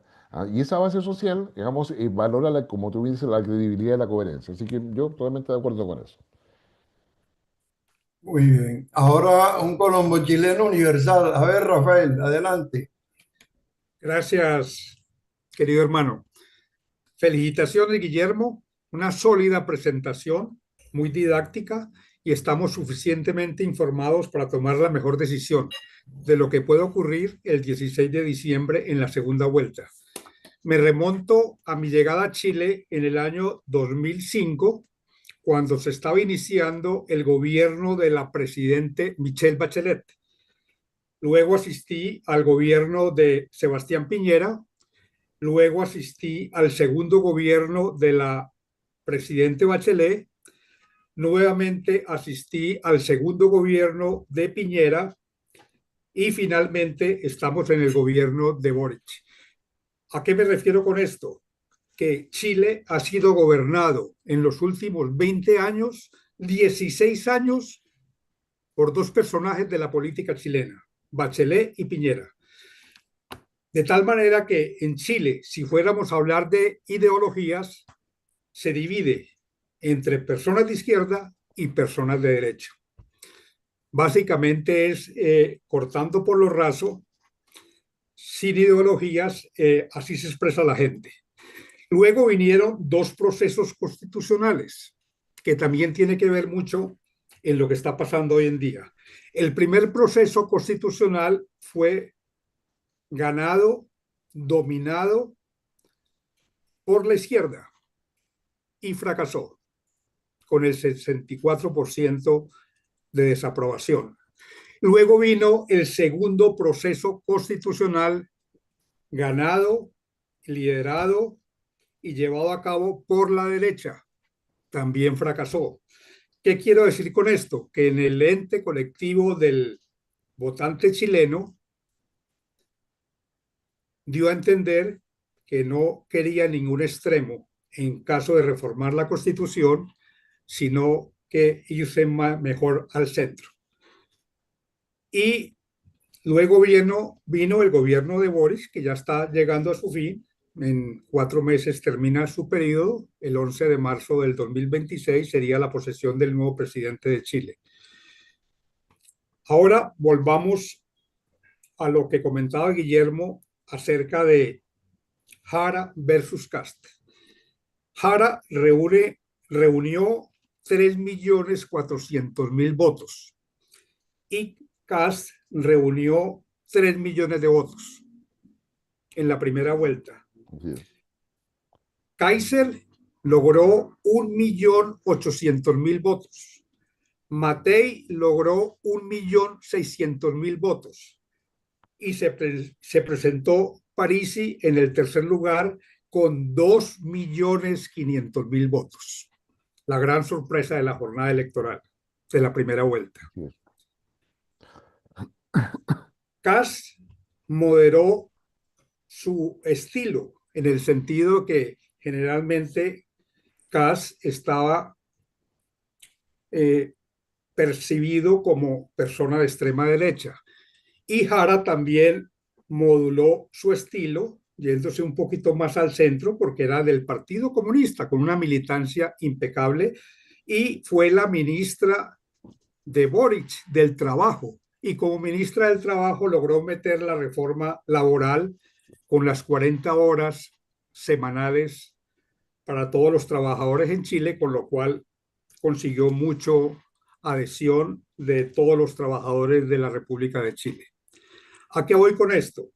En este momento, para la segunda vuelta, Jara amplió su discurso, yéndose un poquito más al centro. En plena campaña se corrió el rumor de que iba a renunciar al Partido Comunista por las posibles resistencias que tiene el Partido Comunista en Chile.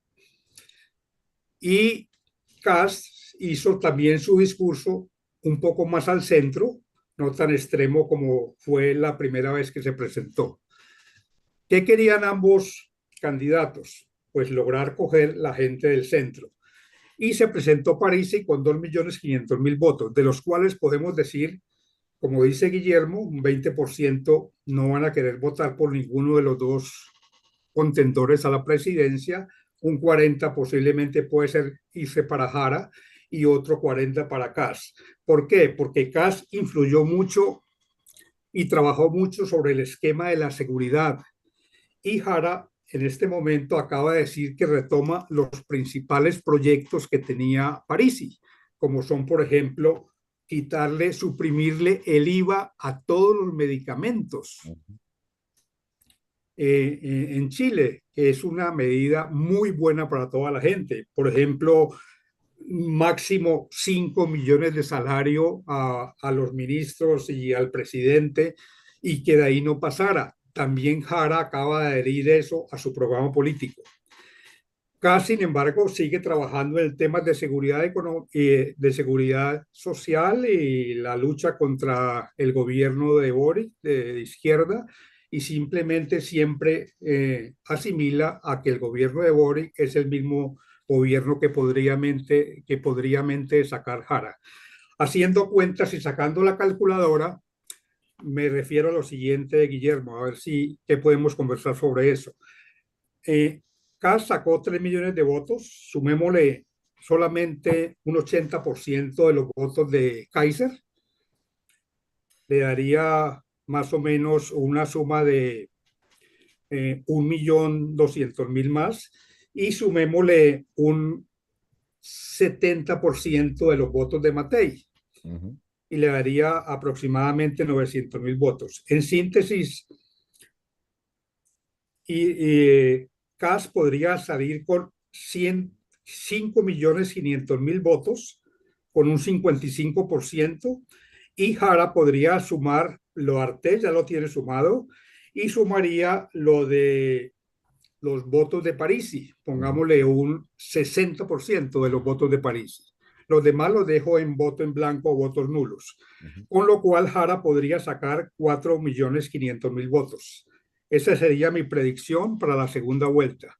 Ahora, comparando esto con Colombia, es importante que Colombia, en enero del 2026, porque ya esta época ya es de muchas cosas que de pronto la gente puede estar distraída, pero que en enero pueden hacer una consulta o una gran encuesta que ubique a los candidatos de la oposición, a ver quiénes pueden representar al país para la segunda vuelta, con el fin de ir más o menos unidos, o al menos ir siquiera a la primera vuelta en marzo del 2026, máximo con unos 5 o 6 candidatos, no con los 79 que tenemos hoy.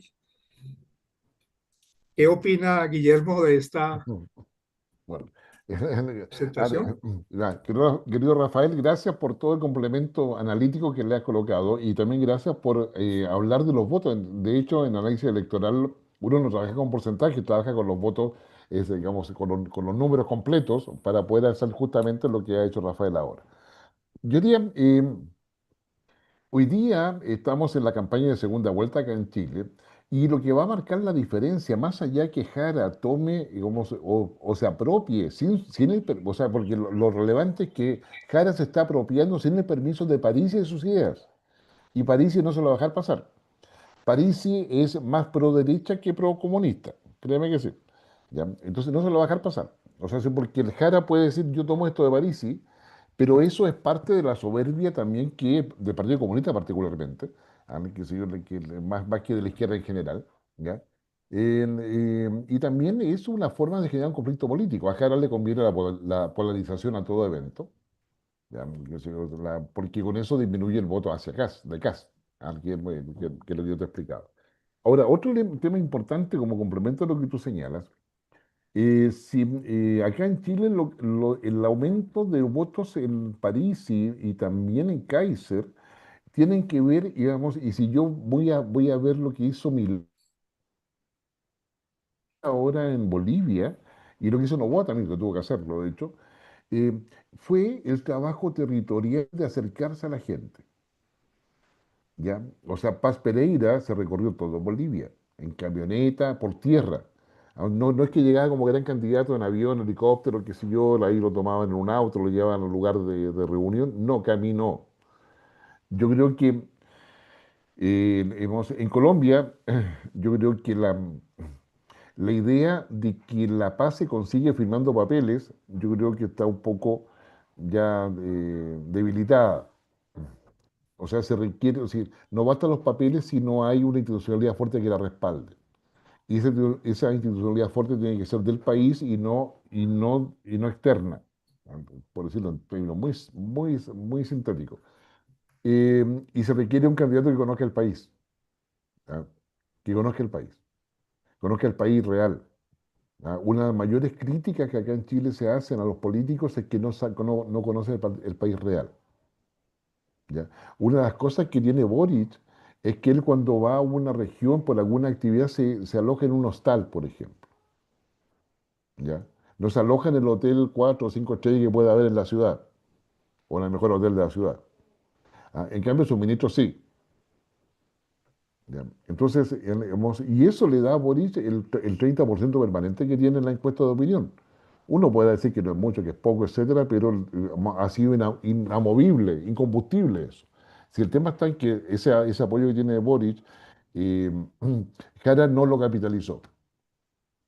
Entonces Jara, por ser simpática, etcétera, hizo un recorrido por el país muy rápido, ¿ah? Pero no es creíble, o sea, porque sigue siendo comunista y el comunismo acá en Chile tiene un sello.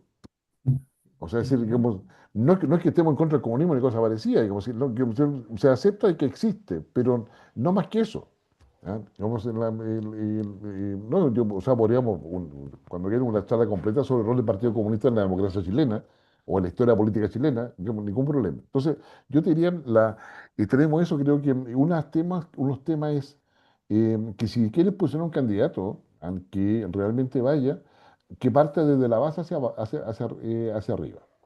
No que la base le diga, o sea, no que la elite le diga, ya Rafael, tú vas a ser el candidato. Acá mira, aquí tienes el auto, la camioneta, acá están, todos nosotros te vamos a apoyar, ahí te vamos a acompañar. No, que parta de la base hacia abajo, o sea, que haga el recorrido primero y después aparezca. Entonces bueno, pues Sí. ahí hay mucho que decir ahí en realidad. Así que gracias, Hay que Rafael. romperse los zapatos en la calle. Sí, absolutamente. Exactamente. Muy Absolutamente. bien, entonces a petición de Guillermo de que tiene un compromiso, la última pregunta la hará José Félix Laforí, quien tiene vocación o posibilidades de ser el primer caballero de la nación. Adelante, José Félix. Gracias, Orlando. Estoy haciendo ejercicio, pongo un poquito la cámara, pero la quito.